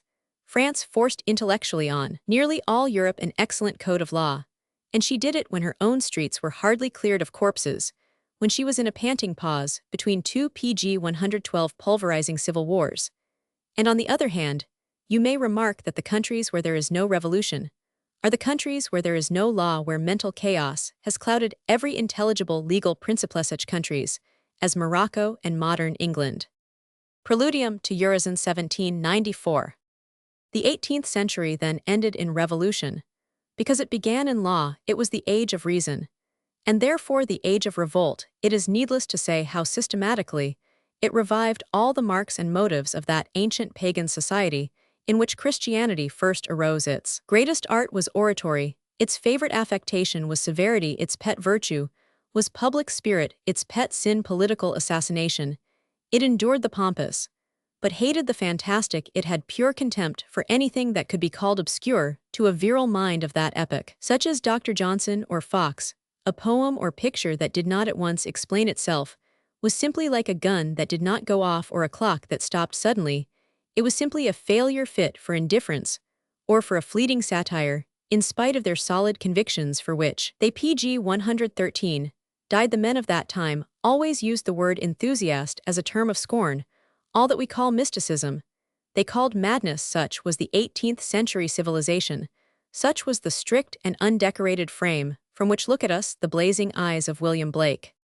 So far Blake and his century are a mere contrast, but here we must remember that the three elements of Europe are not the strata of a rock, but the strands of a rope. Since all three have existed, not one of them has ever appeared entirely unmixed. You may call the Renaissance pagan, but Michelangelo cannot be imagined as anything but a Christian. You may call Thomas Aquinas Christian, but you cannot say exactly what he would have been without Aristotle, the pagan. You may, even in calling Virgil the poet of Roman dignity and good sense, still ask whether he did not remember something older than Rome when he spoke of the good luck of him who knew the field gods and the old man of the forest. In the same way, there was even in the 18th century an element of the purely Christian and an element of the pg 114 purely primitive, and as it happens, both these non-rational or non-Roman strains in the 18th century are particularly important in considering the mental makeup of William Blake, for the first alien strain in this century practically represents all that is effective and fine in this great genius. The second strain represents without question all that is doubtful, all that is irritating, and all that is ineffective in him. In the 18th century, there were two elements not taken from the Roman Stoic, or the Roman citizen. The first was what our century calls humanitarianism. What that century called the tier of sensibility. The old pagan commonwealths were democratic, but they were not in the least humanitarian. They had no tears to spare for a man at the mercy of the community. They reserved all their anger and sympathy for the community at the mercy of a man. That individual compassion for an individual case was a pure product of Christianity. And when Voltaire flung himself with fury into the special case of Calas pg 117, he was drawing all his energies from the religion that he denied a Roman would have rebelled for Rome. But not for Calas. This personal humanitarianism is the relic of Christianity, perhaps, if I may say so, the dregs of Christianity, of this humanitarianism, or sentimentalism, or whatever it can best be called. Blake was the enthusiastic inheritor. Being the great man that he was, he naturally anticipated lesser men than himself. And among the men less than himself, I should count Shelley, for instance, and Tolstoy. He carried his instinct of personal kindness to the point of denouncing war as such. Naught can deform the human race, like the armor's iron brace. Or again, the strongest poison ever known came from Caesar's iron crown. Har and Heva, 1795. No pagan republican, such as those on whom the 18th century ethic was founded, could have made head or tail of this mere humanitarian horror. He could not even have comprehended this idea that war is immoral. pg 118. When it is not unjust, you cannot find this sentiment in the pagans of antiquity, but you can find it in the pagans of the 18th century. You can find it in the speeches of Fox, the soliloquies of Rousseau, and even in the sniggering of Gibbon. Here is an element of the 18th century, which is derived darkly but indubitably from Christianity, and in which Blake strongly shares. Regulus has returned to be tortured, and pagan Rome is saved, but Christianity thinks a little of Regulus. A man must be pitied even when he must be killed. That individual compassion provoked Blake to violent and splendid lines. And the slaughtered soldier's cry runs in blood down palace walls. The 18th century did not find that pity where it found its pagan liberty and its pagan law. It took this out of the very churches that it violated, and from the desperate faith that it denied. This irrational individual pity is the purely Christian element in the 18th century. This irrational individual pity is the purely Christian element in William Blake. pg 119. And second, there was another 18th century element that was neither of Christian nor of pagan Rome.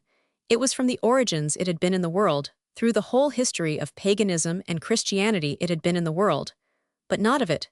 This element appeared popularly in the 18th century in an extravagant but unmistakable shape. The element can be summed up in one word: Cagliostro. No other name is quite so adequate. But if anyone desires a nobler name, a very noble one, we may say Swedenborg. There was in the 18th century, despite its obvious good sense, this strain of a somewhat theatrical thaumaturgy. The history of that element is, in the most literal sense of the word, horribly interesting, for it all works back to the mere bogey feeling of the beginnings. It is amusing to remark that in the 18th century, for the first time, start up a number of societies which calmly announce that they have existed almost from the beginning of the world. Of these, of course, the best known instance is the Freemasons. According to their own account, they began with the pyramids, but according to everyone else's account that can be effectively pg 120, collected, they began with the 18th century. Nevertheless, the Freemasons are right in the spirit, even if they are wrong in the letter. There is a tradition of things analogous to mystical masonry throughout all the historic generations of paganism and Christianity. There is a definite tradition outside Christianity, not of rationalism, but of paganism. Paganism, in the original and frightful forest sensipagan magic, Christianity, rightly or wrongly, always discouraged it on the ground that it was or tended to be black magic. That is not here our concern. The point is that this non-Christian supernaturalism, whether it was good or bad, was continuous, in spite of Christianity. Its signs and traces can be seen in every age. It hung like a huge fume in many monstrous forms over the dying Roman Empire. It was the energy in the Gnostics who so nearly captured Christianity and who were persecuted for their pessimism, in the full sunlight of the living church. It dared to carve its symbols upon the tombs of the Templars, and when the first sects raised their heads at the Reformation, its ancient and awful voice was heard. Pg 121. Pg 123. Philander's Dust, 1796. Pg 122. Now the 18th century was primarily the release as its leaders held of reason and nature from the control of the Church. But when the Church was once really weakened, it was the release of many other things. It was not the release of reason only, but of a more ancient unreason. It was not the release of the natural, but also of the supernatural, and also, alas, of the unnatural. The heathen mystics, hidden for 2,000 years, came out of their cavern. Sand Freemasonry was founded. It was entirely innocent in the manner of its foundation. But so were all the other resurrections of this ancestral occultism. I give but one obvious instance, out of many, the idea of enslaving another human soul without lifting a finger, or making a gesture of force of enslaving a soul, simply by willing its slavery, is an idea which all healthy human societies would regard and did regard as hideous and detestable. If true throughout all the Christian ages, the witches and warlocks claimed this abominable power, and boasted of it. They were somewhat excusably killed for their boasting. The 18th century rationalist movement came intent, thank God, Pg 124, upon much cleaner things, upon common justice and right reason in the state. Nevertheless, it did weaken Christianity, and in weakening Christianity it uplifted and protected the wizard. Mesmer stepped forward, and for the first time safely affirmed this infamous power to exist. For the first time, a warlock could threaten spiritual tyranny and not be lynched. Nevertheless, if a mesmerist really had the powers which some mesmerists have claimed, and which most novels give to him, there is, I hope, no doubt at all that any decent mob would drown him like a witch. The revolt of the 18th century then did not merely release naturalism, but a certain kind of supernaturalism also, and of this particular kind of supernaturalism Blake is particularly the heir. Its coarse embodiment is Cagliostro, its noble embodiment is Swedenborg, but in both cases it can be remarked that the mysticism marks an effort to escape from, or even to forget, the historic Christian, and especially the Catholic Church. Cagliostro, being a man of mean spirituality, separated himself from Catholicism by rearing against it a blazing pageant of mystical Pg 125 paganism, of triangles, secret seals, Eleusinian initiation, and all the vulgar refinements of a secret society. Swedenborg, being a man of large and noble spirituality, marked his separation from Catholicism by inventing out of his own innocence and genius nearly all the old Catholic doctrines, sincerely believing them to be his own discoveries. It is startling to note how near Swedenborg was to Catholicism his insistence on free will, for instance on the humanity of the incarnate God, and on the relative and mystical view of the Old Testament. There was in Blake a great deal of Swedenborg, as he would have been the first to admit, and there was occasionally a little of Cagliostro. Blake did not belong to a secret society, for to tell the truth he had some difficulty in belonging to any society, but Blake did talk a secret language. He had something of that haughty and oligarchic element in his mysticism, which marked the old pagan secret societies, and which marks the Theosophists and Oriental initiates to this day. There was in him, besides the beneficent wealth of Swedenborg, some touch of Cagliostro, and the Freemasons. These things Blake did Pg 126 inherit from that breakup of belief that can be called the 18th century. We will debit him with these as an inheritance, and when we have said this, we have said everything that can be said of any debt he owed. His debts are cleared here. His estate is cleared with this payment. All that follows is himself. If a man has some fierce or unfamiliar point of view, he must, even when he is talking about his cat, begin with the origin of the cosmos, for his cosmos is as private as his cat. Horace could tell his pupils to plunge into the middle of the thing, because he and they were agreed about the particular kind of thing. The author and his readers substantially sympathized about the beauty of Helen, or the duties of Hector, but Blake really had to begin at the beginning, because it was a different beginning. This explains the extraordinary air of digression and irrelevancy which can be observed in some of the most direct and sincere minds. It explains the bewildering elusiveness of Dante, the galloping parentheses of Rabelais, the gigantic prefaces of Mr. Bernard Shaw. The brilliant man seems more lumbering and elaborate than Pg 129 anyone else, because he has something to say about everything. The very quickness of his mind makes the slowness of his narrative, for he finds sermons in stones in all the paving stones of the street. He plods along every fact or phrase that occurs in the immediate question, carries back his mind to the ages, and the initial power because he is original, he is always going back to the origins. A group 1804. Take for instance Blake's verse rather than his pictorial art. When the average sensible person reads Blake's verse, he simply comes to the conclusion that he cannot understand it. But in truth, he has a much better right to offer this objection to Blake than to most of the slightly elusive or eccentric writers to whom he also offers it. Blake is obscure in a much more positive and practical sense than Browning is obscurier in another manner. Mr. Henry James is obscure. Browning is generally obscure through an almost brutal eagerness to get to big truths, which leads him to smash a sentence and leave only bits of it. Mr. Henry James is obscure because he wishes to trace tiny truths by dissection, for which human language, even in his PG 130 exquisite hands, is hardly equal. In short, Browning wishes, almost unscrupulously, to get to the point. Mr. James refuses to admit on the mere authority of Euclid that the point is indivisible. But Blake's obscurity is startlingly different to both. It is at once more simple and more impenetrable. It is not a different diction, but a different language. It is not that we cannot understand the sentences, it is that we often misunderstand the words. The obscurity of Blake commonly consists in the fact that the actual words used mean one thing in Blake and quite another thing in the dictionary. Mr. Henry James wants to split hairs. Browning wants to tear them up by the roots.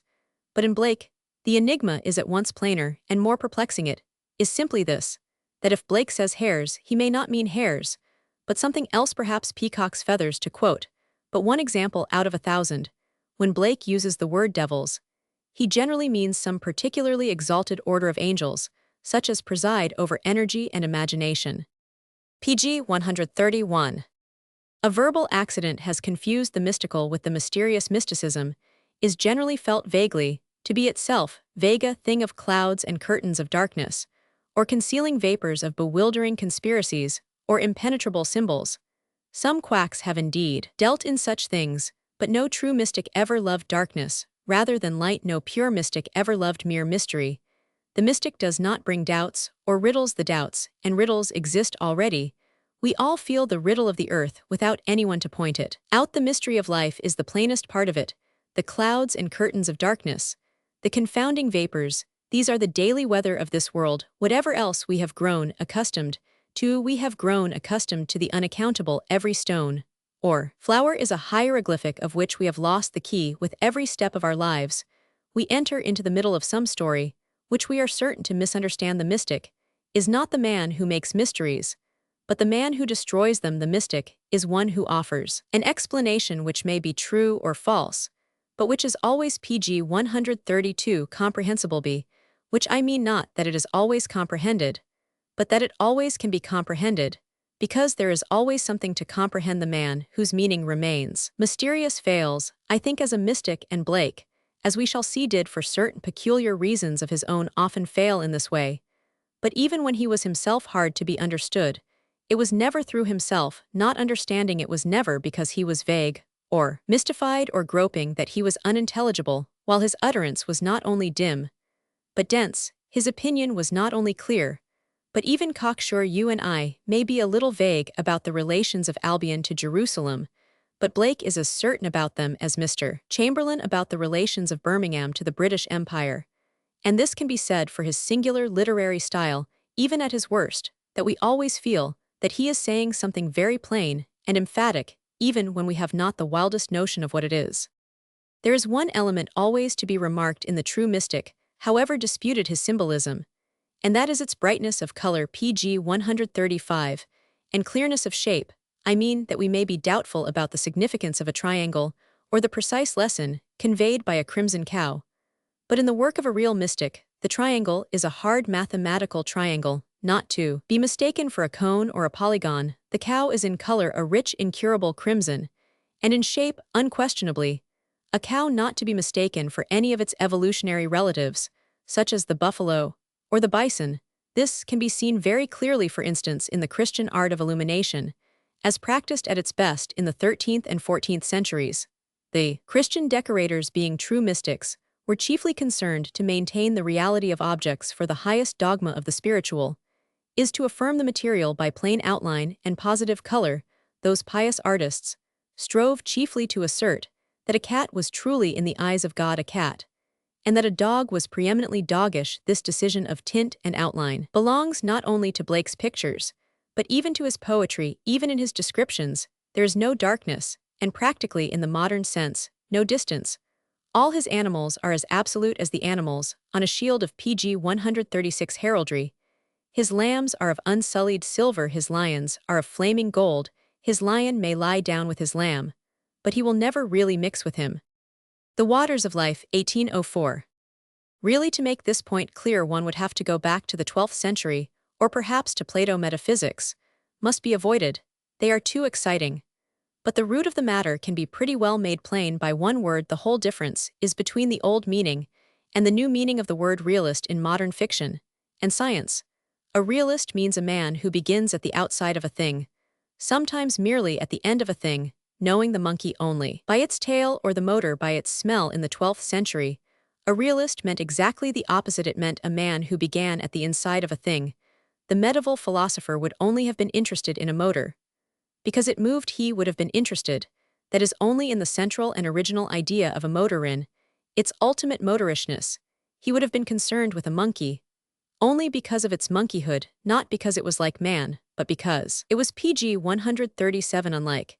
If he saw an elephant, he would not say in the modern style, "I see before me a combination of the tusks of a wild boar in unnatural development of the long nose of the tapir, needlessly elongated, of the tail of the cow unusually insufficient," and so on. He would merely see an essence of elephant.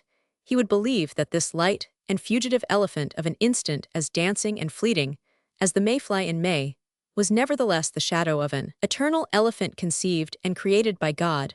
When you have quite realized this ancient sense in the reality of an elephant, go back and read William Blake's poems about animals, as for instance about the lamb, and about the tiger. You will see quite clearly that he is talking of an eternal tiger, who rages and rejoices forever in the sight of God. You will see that he is talking of an eternal and supernatural lamb, who can only feed happily in the fields of heaven. It is exactly here that we find the full opposition to that modern tendency that can fairly be called impressionism. Impressionism is skepticism. It means believing one's immediate impressions at the expense of pg 138 one's more permanent and positive generalizations. It puts what one notices above what one knows. It means the monstrous heresy that seeing is believing a white cow at one particular instant of the evening light may be gold on one side and violet on the other. The whole point of impressionism is to say that she really is a gold and violet cow. The whole point of impressionism is to say that there is no white cow at all. What can we tell? It cries beyond what we can see. But the essence of mysticism is to insist that there is a white cow. However veiled with shadow or painted with sunset gold, blessed are they who have seen the violet cow, and who yet believe in the white one. To the mystic, a white cow has a sort of solid whiteness, as if the cow were made out of frozen milk. To him, a white horse has a solid whiteness, as if he were cut out of the firm English chalk, like the white horse in the valley of King Alfred. The cow's whiteness is more important than anything except her cowishness. If Blake had ever introduced a white cow into one of his pictures, there would at least have been no doubt about either of those two pg 141 elements. Similarly, there would have been no doubt about them in any old Christian illumination on this point. He is at one with all the mystics, and with all the saints. Plowing the Earth, 1804. This explanation is really essential to the understanding of Blake, because to the modern mind, it is so easy to understand him in the opposite sense. In the ordinary modern meaning, Blake's symbols are not symbols at all. They are not allegories. An allegory nowadays means taking something that does not exist as a symbol of something that does exist. We believe, at least most of us do, that sin does exist. We believe on highly insufficient grounds that a dragon does not exist. So we make the unreal dragon an allegory of the real sin. But that is not what Blake meant. When he made the lamb the symbol of innocence, he meant that there really is behind the universe an eternal image, called the Lamb, of which all living lambs are merely the copies or the approximation. He held that eternal innocence to be an actual and even an awful thing. He would not have seen anything comic any more than the Christian evangelist saw anything comic in pg 142, talking about the wrath of the Lamb. If there were a lamb in one of Aesop's fables, Aesop would never be so silly as to represent him as angry, but Christianity is more daring than Aesop, and the wrath of the lamb is its great paradox. If there is an immortal lamb, a being whose simplicity and freshness are forever renewed, then it is truly and really a more creepy idea to horrify that being into hostility than to defy the flaming dragon or challenge darkness, or the see-no-old wolf or world-worn lion, is so awful as a creature that is always young, a creature that is always newly born. But the main point here is simpler. It is merely that Blake did not mean that meekness was true, and the lamb only a pretty fable. If anything, he meant that meekness was a mere shadow of the everlasting lamb. The distinction is essential to anyone at all concerned for this rooted spirituality, which is the only enduring sanity of mankind. The personal is not a mere figure for the impersonal, rather the impersonal is a clumsy term for something more personal than common personality. God is not a symbol of goodness. Goodness is a symbol of God. Pg 143. Some very odd passages in Blake become clear if we keep this in mind. I do not wish in this book to dwell unduly on the other side of Blake, the literary side. But there are queer facts worth remarking, and this is one of them. Blake was sincere. If he was insane, he was insane with the very solidity and completeness of his sincerity. And the quaintest mark of his sincerity is this, that in his poetry, he constantly writes things that look like mere mistakes. He writes one of his most colossal convictions, and the average reader thinks it is a misprint. To give only one example, not connected with the matter in hand, the fine, though somewhat frantic poem called The Everlasting Gospel begins exactly as the modern humanitarian and essential Christian would like it to begin. The vision of Christ that thou dost see is my vision's greatest enemy. It goes on to the modern Christian's complete satisfaction with denunciations of priests and praise of the pure gospel Jesus, and then comes a couplet like this: Thine is the friend of all mankind. Mine speaks in parables to the blind. Pg 144. And the modern humanitarian Christian finds the orthodox Christ calmly rebuked, because he is the friend of all mankind. The modern Christian simply blames the printer. He can only suppose that the words thine and mine have been put in each other's places by accident. Blake, however, as it happens, meant exactly what he said. His private vision of Christ was the vision of a violent and mysterious being, often indignant and occasionally disdainful. He acts with honest, disdainful pride. And that is the cause that Jesus died. Had he been Antichrist creeping Jesus, he would have done anything to please us, gone sneaking into their synagogues, and not use the elders and priests like dogs. When the reader has fully realized this idea of a fierce and mysterious Jesus, he may then see the sense in the statement that this Jesus speaks in parables to the blind, while the lower and meaner Jesus pretends to be the friend of all men. But you have to know Blake's doctrine before you can understand 2 lines of his poetry. Pg 147. Now in the point which is here prominently before us, there is a quotation. Indeed, there is more than one which follows this same fantastic line. Let the ordinary modern man, who is generally speaking not a materialist and not a mystic, read first these 2 lines from the poem falsely called The Auguries of Innocence. God appears and God is light to those poor souls that dwell in night. The Eagle, 1804. He will not find anything objectionable in that. At any rate, probably, he will bow his head slightly to a truism, as if he were in church. Then he will read the next 2 lines. But does a human form display to those that dwell in realms of day? And there the modern man will sit down suddenly on the sofa and come finally to the conclusion that William Blake was mad and nothing else. But those last 2 lines express all that is best in Blake, and all that is best in all the tradition of the mystics. Those 2 lines, Pg 148, explain perfectly all that I have just pointed out concerning the palpable visions and the ponderous cherubim. This is the point about Blake that must be understood if nothing else is understood. God for him was not more and more vague and diaphanous as one came near to him. God was more and more solid as one came near. When one was far off, one might fancy him to be impersonal. When one came into personal relation, one knew that he was a person. The personal God was the fact. The impersonal God of the pantheists was a kind of condescending symbol, according to Blake. And there is more in the mental attitude than most modern people will willingly admit. This vague cosmic view is a mere merciful preparation for the old practical and personal view. God is merely light to the merely unenlightened God, is a man to the enlightened, we are permitted to remain for a time evolutionary or pantheist, until the time comes when we are worthy to be anthropomorphic. Understand this Blake conception that the divine is most bodily and definite when we really know it, and the severe lines and sensational pg 149 literalism of his other and more pictorial work will be easily understood naturally. His divinities are definite because he thought that the more they were definite, the more they were divine. Naturally, God was not to him a hazy light breaking through the tangle of the evolutionary undergrowth, nor a blinding brilliancy in the highest place of the heavens. God was to him the magnificent old man depicted in his dark and extraordinary illustrations of Job the old man, with the monstrous muscles, the mild stern eyebrows, the long smooth silver hair and beard in the dialogues between Jehovah and Job. There is little difference between the two ponderous and palpable old men, except that the vision of deity is a little more solid than the human being. But then Blake held that deity is more solid than humanity. He held that what we call the ideal is not only more beautiful, but more actual than the real. The ordinary, educated, modern person staring at these Job designs can only say that God is a mere elderly twin brother of Job. Blake would have at once retorted that Job was an image of God. PG 150.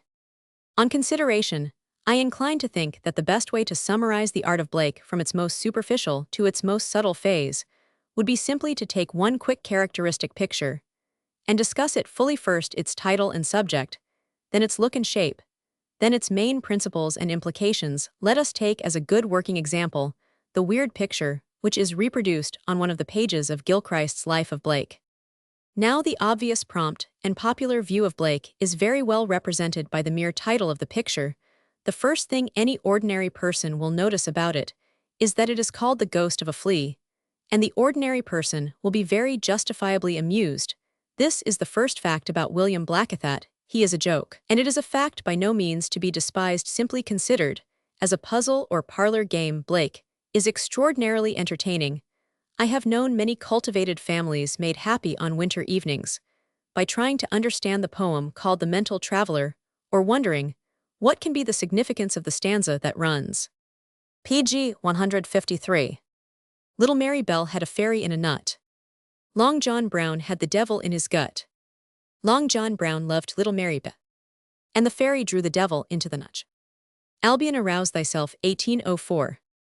The first fact is that we are puzzled and also honestly amused. It is as if we had a highly eccentric neighbor in the next garden. Long before we like him, we like gossiping about him, and the mere title, The Ghost of a Flea, represents all that makes Blake a center of literary gossip.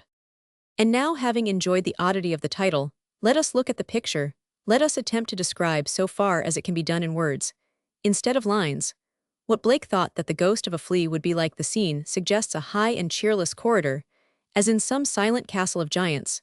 Through this a figure naked and gigantic is walking with a high-shouldered and somewhat stealthy stride. In one hand, the creature has a peculiar curved knife of a cruel shape.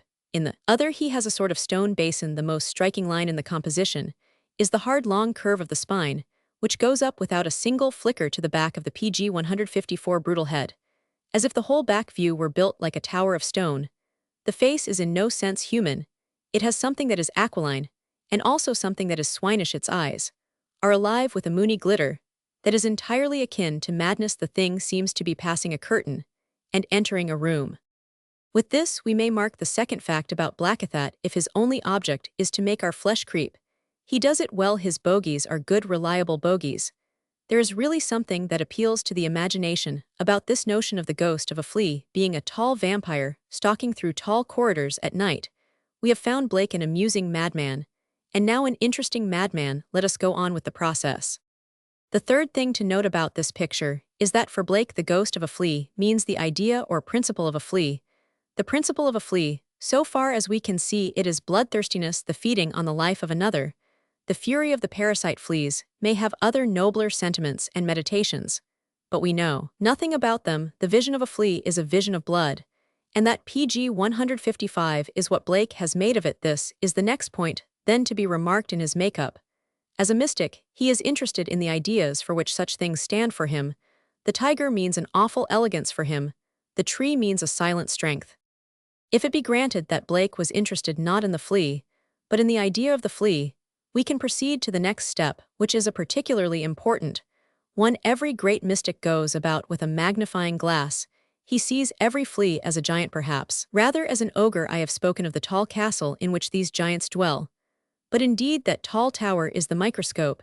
It will not be denied that Blake shows the best part of a mystic's attitude in seeing that the soul of a flea is 10,000 times larger than a flea. But the really interesting point is much more striking.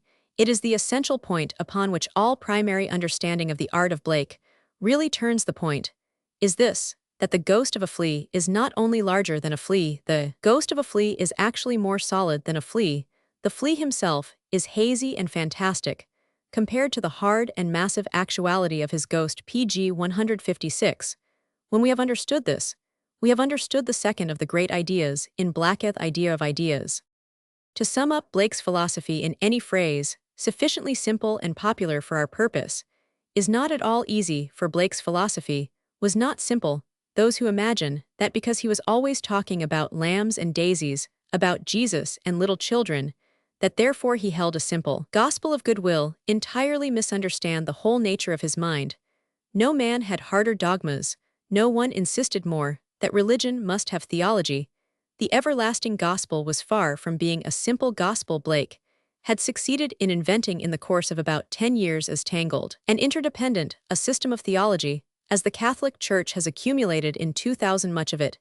Indeed, he inherited from ancient heretics, who were much more doctrinal than the orthodoxy which they opposed. Notable among these were the Gnostics, and in some degree the mad Franciscans who followed Joachim de Fleur.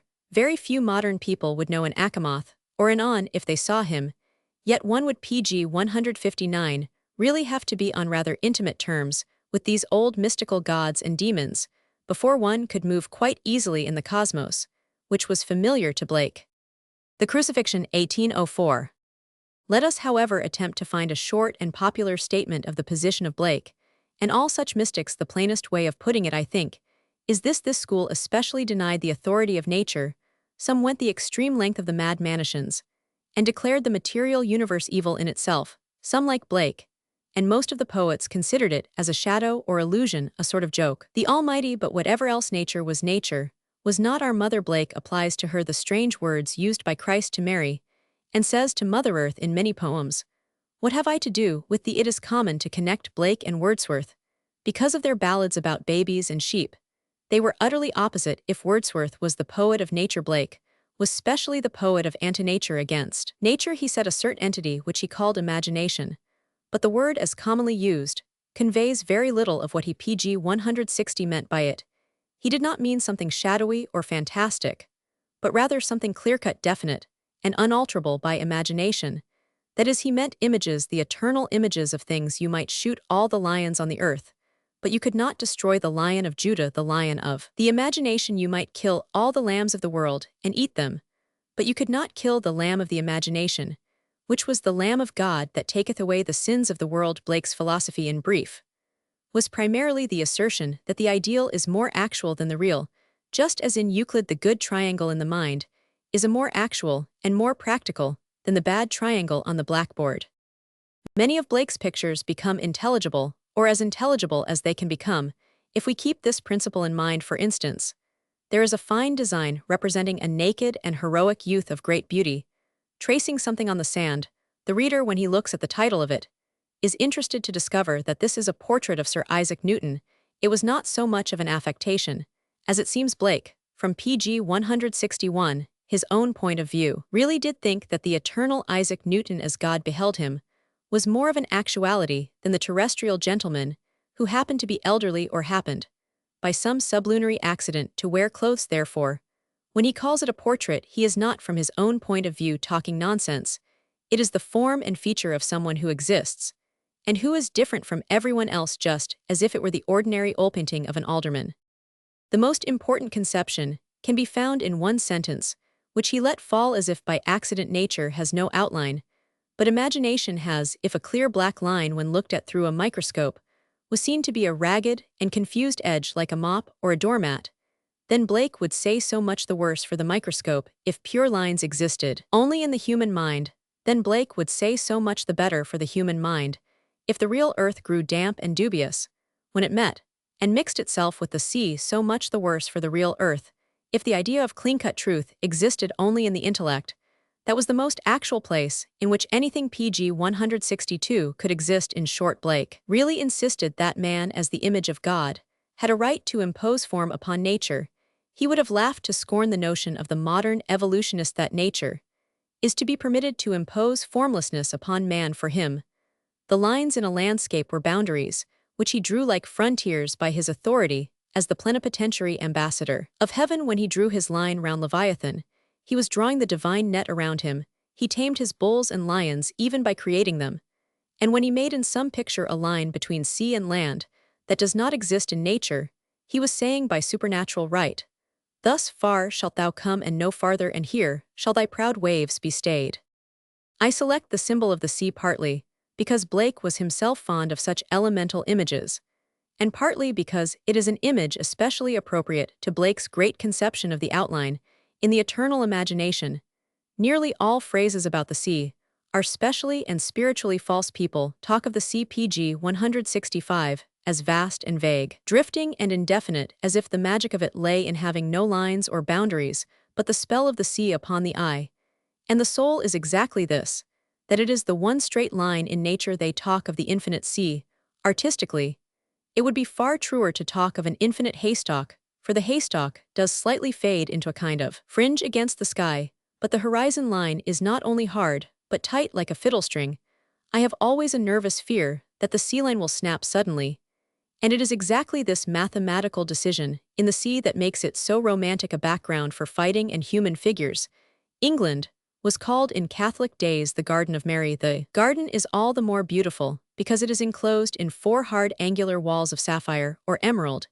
Any mere tuft or twig can curve with a curve that is incalculable. Any scrap of moss can contain in itself an irregularity that is infinite. The sea is the one thing that is really exciting, because the sea is the one thing that is flat. The Judgment Day, 1806. Whether, however, these conclusions can be accepted by the reader as true, they can at least be accepted as typifying the kind of thing, PG 166, which William Blake believed to be true. He would have felt the sea not as a waste, but as a wall. Nature had no outline, but imagination had, and it was imagination that was trustworthy. This definition explains other things. Blake was enthusiastically in favor of the French Revolution, yet he enthusiastically hated that school of skeptics, which in the opinion of many made the revolution possible. He did not mind Marat, but he detested Voltaire. The reason is obvious in the light of his views on nature and imagination. The Republican idealists he liked because they were idealists, because their abstract doctrines about justice and human equality were abstract doctrines.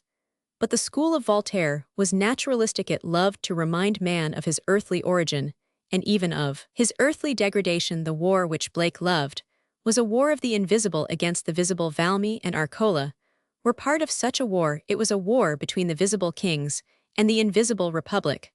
But Voltaire's war was exactly the opposite. It was a discrediting of the invisible church by the indecent exhibition of the real church with its fat friars, or its PG 167 foolish old women. Blake had no sympathy with this mere flinging of facts at a great conception. In a really powerful and exact metaphor, he describes the powerlessness of this earthly and fragmentary skeptical attack. Mock on Voltaire rouse. Mock on tease all in vain. You throw the sand against the wind, and the wind blows it back again. An excellent image for a mere attack by masses of detail.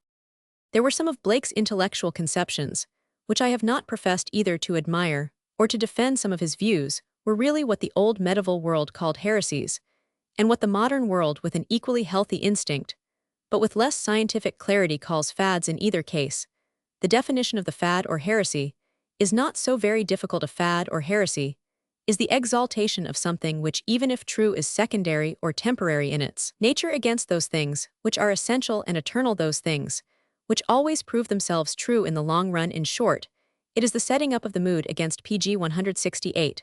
The mind, for instance, it is a mood, a beautiful and lawful mood to wonder how oysters really feel.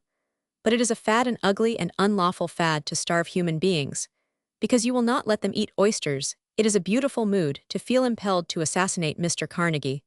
But it is a fad to maintain seriously that any private person has a right to do it.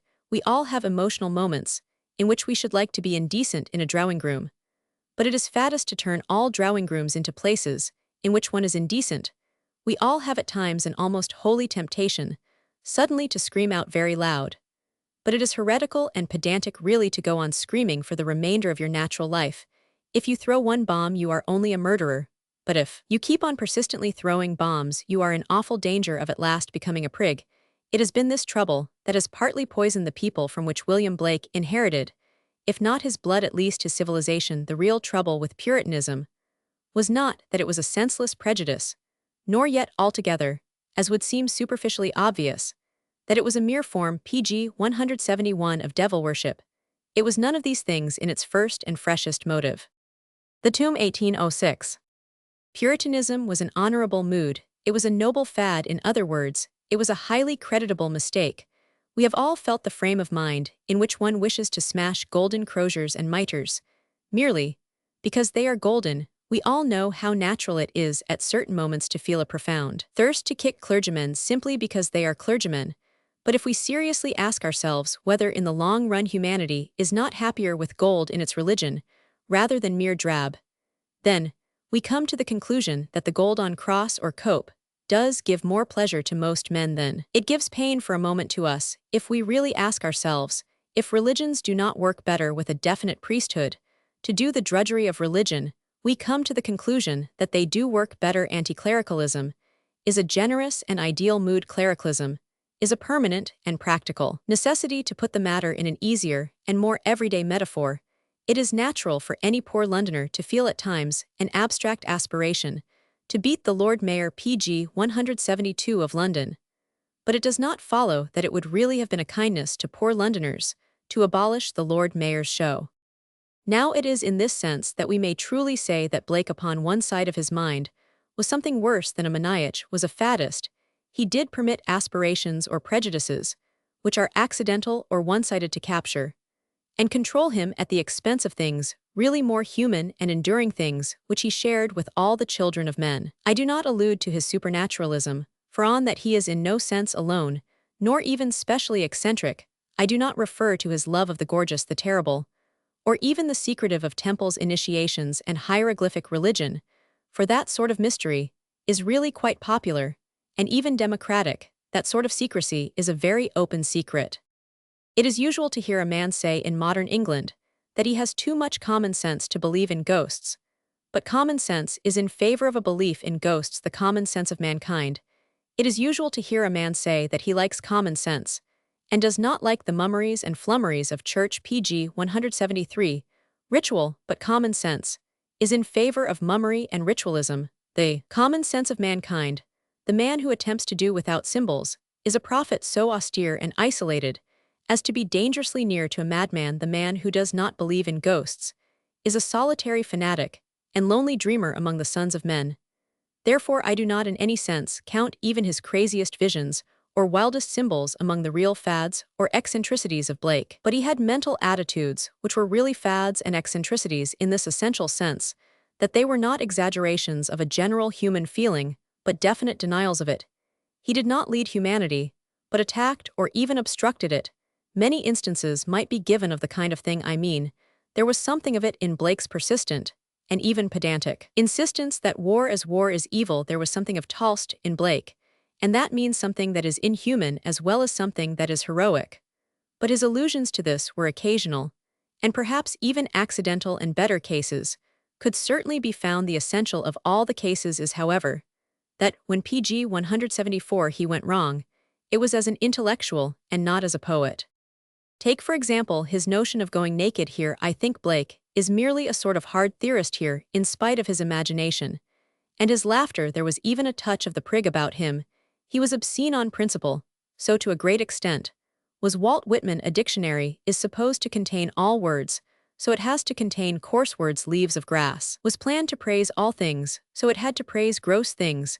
There was something of this pedantic perfection in Blake's escapades.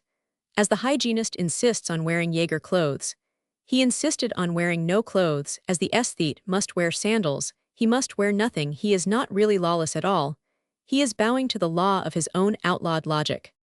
There is nothing at all poetical in this revolt. William Blake was a great and real poet, but in this point, he was simply unpoetical. Walt Whitman was a great and real poet, but on this point, he was prosaic and priggish. Two extraordinary men are not poets, because they tear away the veil from sex. On the contrary, pg 177, it is because all men are poets that they all hang a veil over sex. The plowman does not plow by night, because he does not feel specially romantic about plowing. He does love by night, because he does feel specially romantic about sex. In this matter, Blake was not only unpoetical, but far less poetical than the mass of ordinary men. Decorum is not an over-civilized convention. Decorum is not tame. Decorum is wild as the wind at night, mysterious as the moons that rise at midnight in the pines of Var.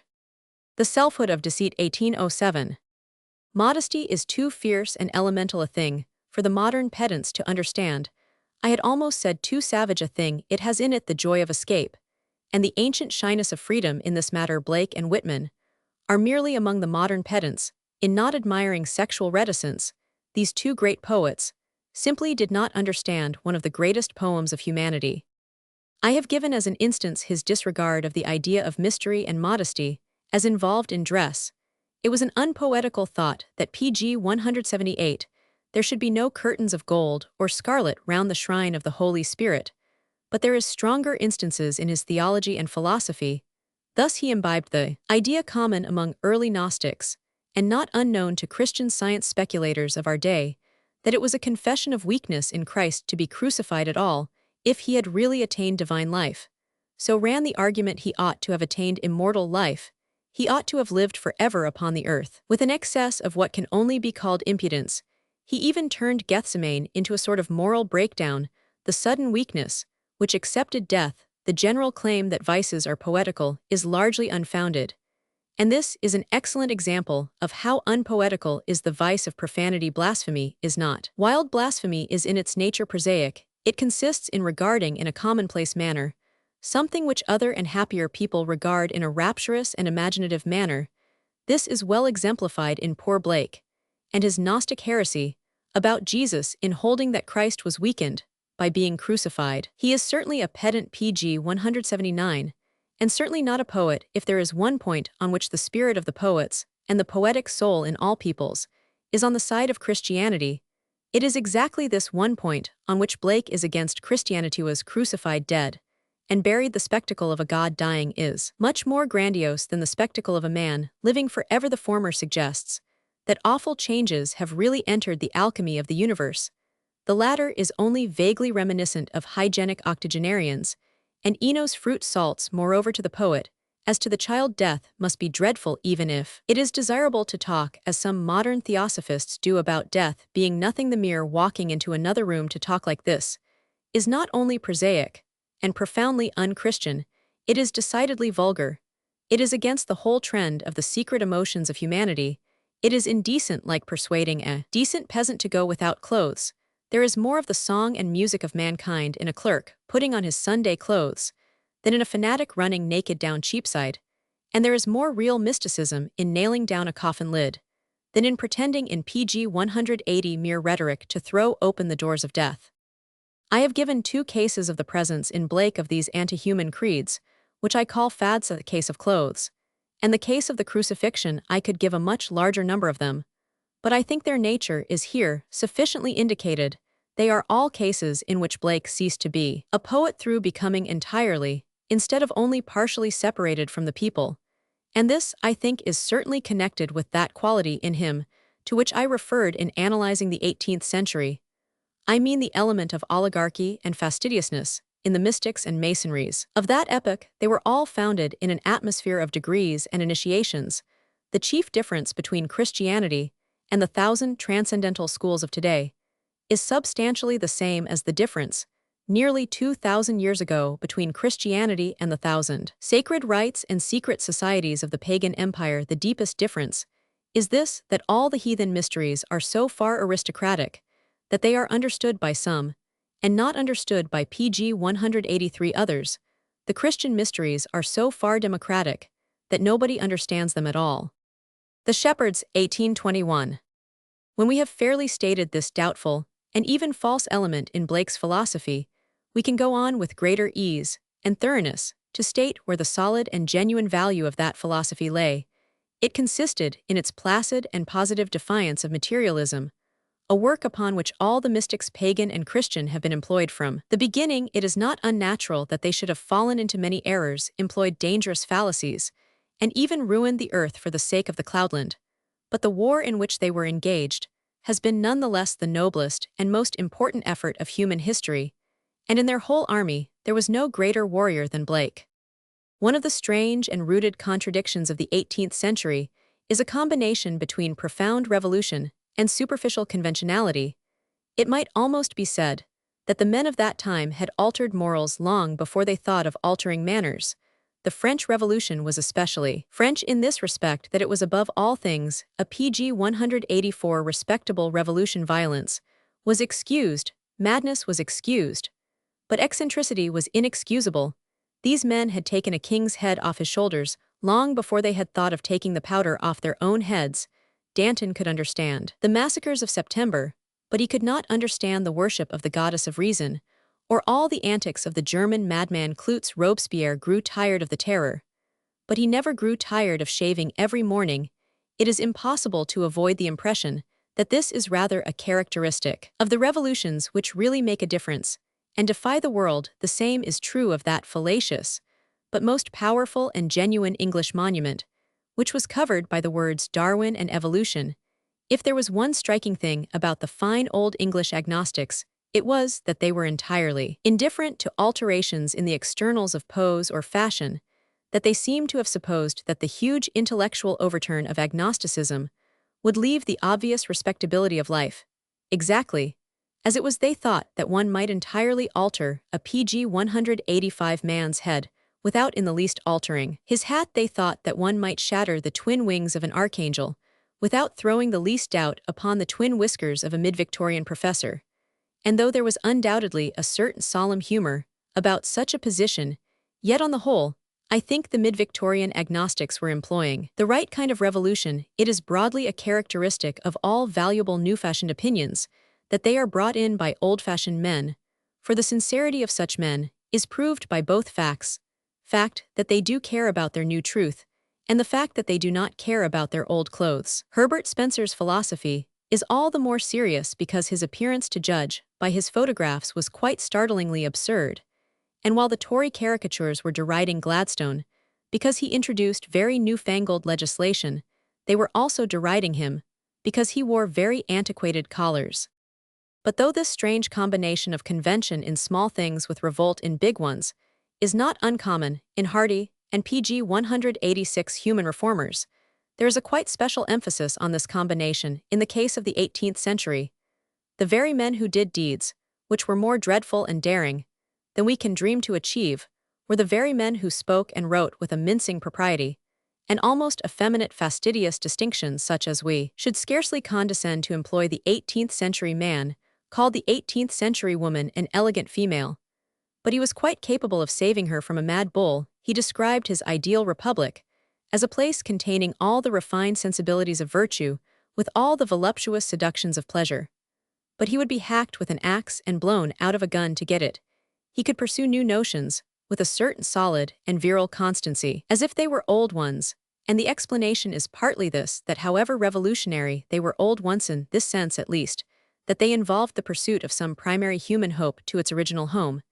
They powdered their hair because they really thought that a civilized man should be civilized, or, if you PG 188 will artificial, they spoke of an elegant PG 189 female, because they really thought with their whole souls that a female ought to be elegant. The old rebels preserved the old-fashioned sand, among others the old fashion of rebelling. The new rebels, the revolutionists of our time, are intent upon introducing new fashions in boots, beds, food, or furniture, so they have no time to rebel. But if we have once grasped this 18th century element of the insistence upon the elegant female, because she is elegant, we have got hold of a fundamental fact in the relation of that century to Blake. The Morning Stars, 1821. It is instinctive to describe Blake as a fantastic artist, and yet there is a very real sense in which Blake is conventional If any reader thinks the phrase paradoxical, he can easily discover that it is true. He can discover it simply by comparing Blake, even in his most wild and arbitrary work, with any merely modern artist who has the name of being wild, with Aubrey Beardsley, or even with Rossetti. All Blake's heroes are conventional heroes made unconventionally heroic. All Blake's heroines are elegant females without their clothes. But in both cases, they exaggerate PG 190 and insist upon the traditional ideal of the sexess, broad shoulders of the god, and the broad hips of the goddess. Blake detested the sensuality of Rubens, but if he had been obliged to choose between the women of Rubens and the women of Rossetti, he would have flung himself on the neck of Rubens. For we have a false conception of what constitutes exaggeration. The end of the 18th century, being dogmatic period, believed in certain things and exaggerated them. The end of the 19th century simply did not know what things to exaggerate, so it fell back upon merely underrating them. Blake tried to make Wallace look even bolder and fiercer than Wallace can possibly have looked. That was his exaggeration of Wallace. But Burne-Jones' exaggeration of Perseus is not an exaggeration at all. It is an understatement, for the whole fascination of Burne-Jones' Perseus is that he looks frightened. Blake's figure of a woman is aggressively and monstrously womanly. That is its fascination, if it has any. But the fascination of a Beardsley woman, if she has any, is exactly that. She is not quite a woman. PG 191. So much of what we have meant by exaggeration is really diminution. So much of what we have meant by fancy is simply falling short of fact. The Burne-Jones man is interesting because he is not quite brave enough to be a man. The Beardsley woman is interesting because she is not quite pretty enough to be a woman. But Blake's men are brave beyond all decency, and Blake's women are so swaggeringly bent on being beautiful that they become quite ugly in the process. If anyone wishes to know exactly what I mean, I recommend him to look at one of those extraordinary designs of nymphs, in which a woman, or as Blake loved to call it, the female form, is made to perform an impossible feat of acrobatics. It is impossible, but it is quite female. Perhaps the words are not wholly inconsistent. A living serpent might perform such a piece of athletics, but even then only a female living serpent. But nobody would ask a Burne-Jones or Beardsley female to perform any athletics at all. Blake in pictorial art was not a mere master of the moonstruck or the grotesque. On the contrary, he was, as artists go, exceptionally a PG 192 champion of the smooth and sensible, in so far as being modern means being against the great conventions of mankind, indifferent to the difference of the sexes, or inclined to despise doctrinal outline. Then there was never any man who was so little of a modern as Blake. He may have been mad, but there are varieties even in madness. There are madmen like Blake who go mad on health, and there are madmen who go mad on sickness. The distinction is a solid one. You may think the queerly and partially clothed women of Aubrey Beardsley ugly. You may think the naked women of William Blake ugly. But you must perceive this peculiar and extraordinary effect about the women of William Blake, that they are women. They are exaggerated in the direction of the female form. They swing upon big hips. They let out and loosen long and luxuriant hair. Now the queer females of Aubrey Beardsley are queerest of all in this, that they are not even female. They are narrow where women have a curve, and cropped where women have a head of hair. Blake's women are often anatomically impossible. PG 195. But they are so far women that they could not possibly be anything else. The Whirlwind, 1825. This comparison between Blake's art and such art as Aubrey Beardsley's is not an invidious impertinence. It is really an important distinction. Blake's work may be fantastic, but it is a fantasia on an old and recognizable air. It exaggerates characteristics. Blake's women are too womanish. His young men are too athletic. His old men are too preposterously old. But Aubrey Beardsley does not really exaggerate. He understates. His young men have less than the energy of youth. His women fascinate by the weakness of sex, rather than by its strength. In short, if one is really to exaggerate the truth, one must have some truth to exaggerate. The decadent mystic produces an effect not by exaggerating, but by distorting. True exaggeration is a thing. Both subtle and austere caricature is a serious thing.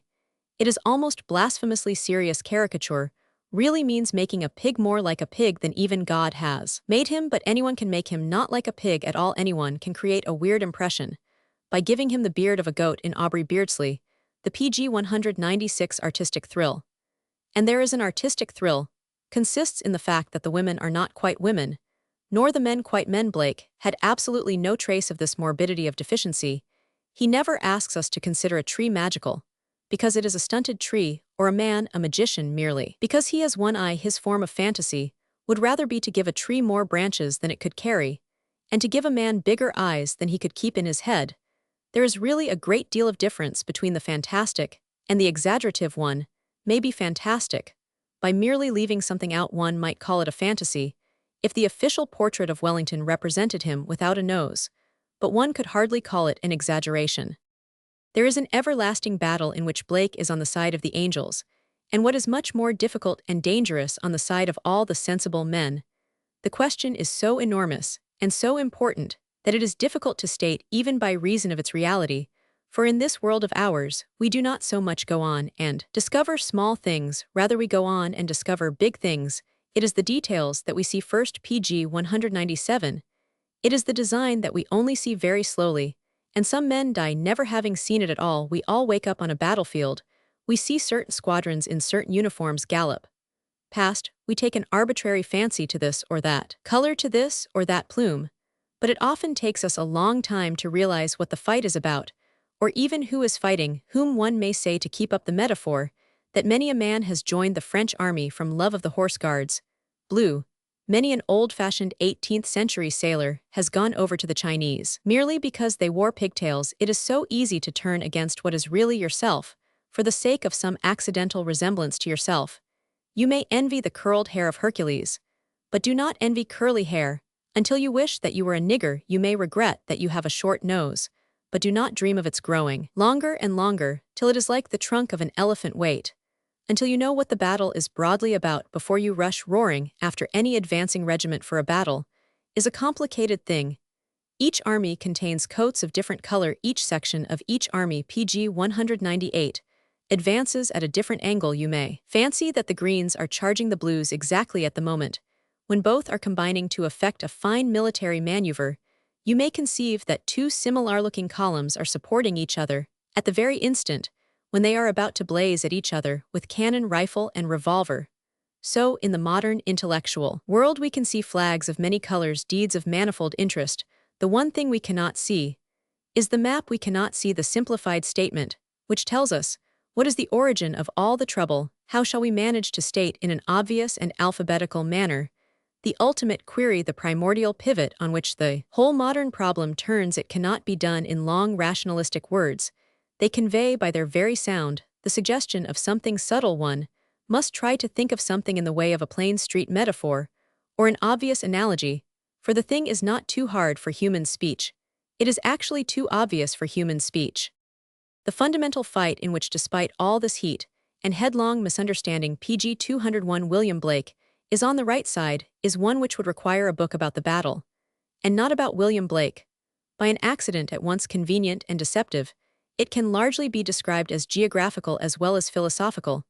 It is crudely true that there are two types of mysticism, that of Christendom and that of Orientalism. Now this scheme of East and West is inadequate, but it does happen to fit in with the working facts. For the odd thing is, this not only are most of the merely modern movements of idealism Oriental, but their Orientalism is all that they have in common. They all come together, and yet their only apparent point of union is that they all come from the East.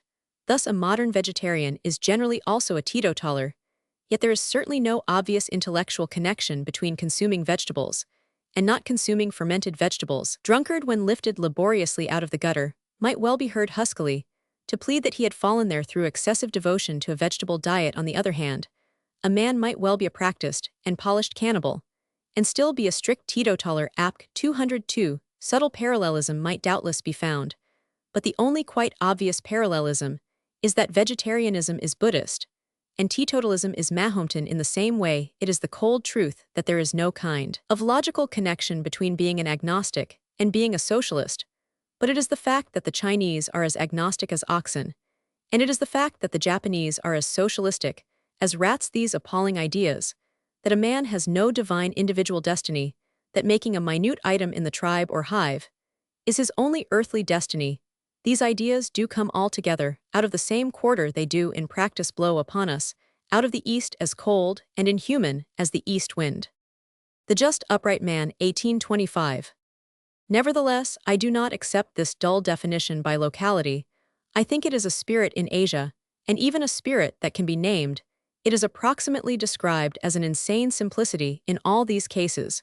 We find people attempting to perfect a thing solely by simplification, by obliterating special features. This cosmos is full of wingless birds, of hornless cattle, of hairless women, and colorless wine, all fading into a formless background. Their PG 203 is a Christian simplicity, of course, opposed to this pessimist simplicity. Both the Western and Eastern mystic may be called children, but the Eastern child treads the sandcastle back into sand and enjoys seeing the silver snowman melt back into muddy water, this return to chaos. And a comfortless simplicity is the only intelligent meaning of the words reaction and reactionary in this sense. Much of modern science is reaction, and most modern scientists are reactionaries. But where this reversion to the void can be seen most clearly is in all the semi-oriental sects to which I have referred. Teetotalism is a simplification. Its objection to beer is not really that beer makes a man like a beast. On the contrary, its real objection is that beer most unmistakably separates a man from a beast. Vegetarianism is a simplification. The herbiating Hindu saint does not really dislike the carnivorous habit because it destroys an animal, rather he dislikes it because it creates an animal, renews the special aims and appetites of the separate animal man. Agnosticism, the ancient creed of Confucius, is a simplification. It is a shutting out of all the shadowy splendors. PG 204. And terrors and Arcadian exclusiveness. Il faut cultiver son. Jardin. Japanese patriotism, the blind collectivism of the tribe, is a simplification.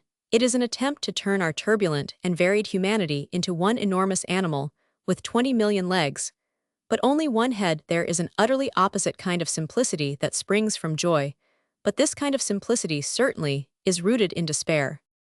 Now, for practical purposes, there is an antagonistic order of mysticism that which celebrates personality, positive variety, and special emphasis. Just as in broad fact, the mystery of dissolution is emphasized and typified in the East, so in practice, the mystery of concentration and identity is manifest in the historic churches of Christendom. Even the foes of Christianity would readily agree that Christianity is personal, in the sense that a vulgar joke is personal, that is corporeal, vivid, perhaps ugly. This being so, it has been broadly true that any mystic who broke with the Christian tradition tended to drift towards the Eastern and pessimist tradition in the Albigensian and other heresies. PG 207.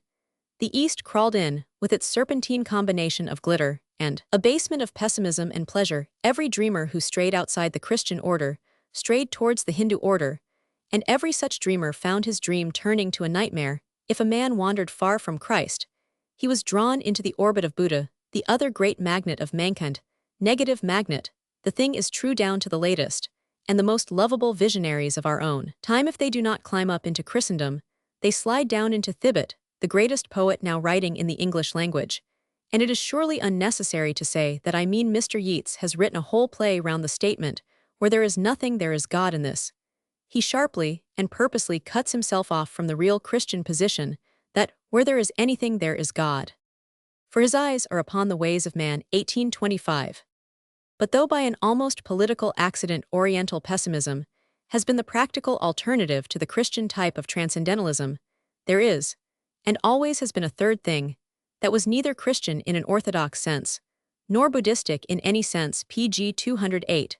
Before Christianity existed, there was a European school of optimist mystics, among whom the great name is Plato, and ever since there have been movements and appearances in Europe of this healthier heathen mysticism, which did not shrink from the shapes of things, or the emphatic colors of existence. Something of the sort was in the nature worship of Renaissance philosophers. Something of the sort may even have been behind the strange mixture of ecstasy and animality in the isolated episode of Luther. This solid and joyful occultism appears at its best in Swedenborg, but perhaps at its boldest and most brilliant in William Blake. The present writer will not, in so important a matter, pretend to the absurd thing called impartiality. He is personally quite convinced that if every human being lived 1,000 years, every human being would end up either in utter pessimistic skepticism or in the Catholic creed. William Blake, in his rationalist and highly Protestant age, was frequently reproached for his tenderness towards Catholicism, but it would have surprised him very much to be told that he would join it. but PG 209, he would have joined it if he had lived 1,000 years, or even perhaps 100.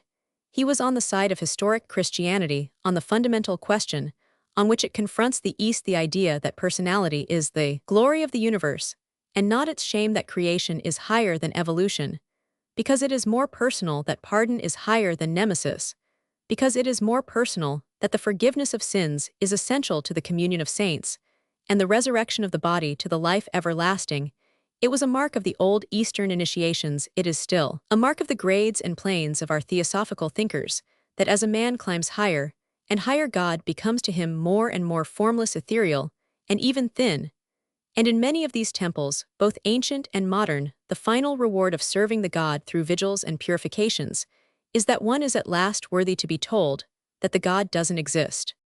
Against all this emasculate mysticism, Blake, like a titan, rears his colossal figure, and his earthquake voice through all the cloud and chaos of his stubborn symbolism, and his perverse theories through the tempest of PG 210 exaggeration, and the full midnight of madness. He reiterates with passionate precision that only that which is lovable can be adorable, that deity is either a person or a puff of wind, that the more we know of higher things, the more palpable and incarnate we shall find them, that the form filling the heavens is the likeness of the appearance of a man.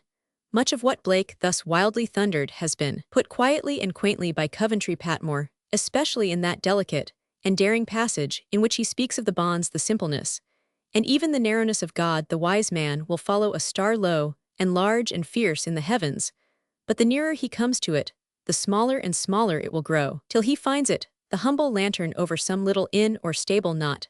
Till we know the high things shall we know how lowly they are. Meanwhile, the modern superior transcendentalist will find the facts of eternity incredible, because they are so solid he will not recognize heaven, because it is so like the earth.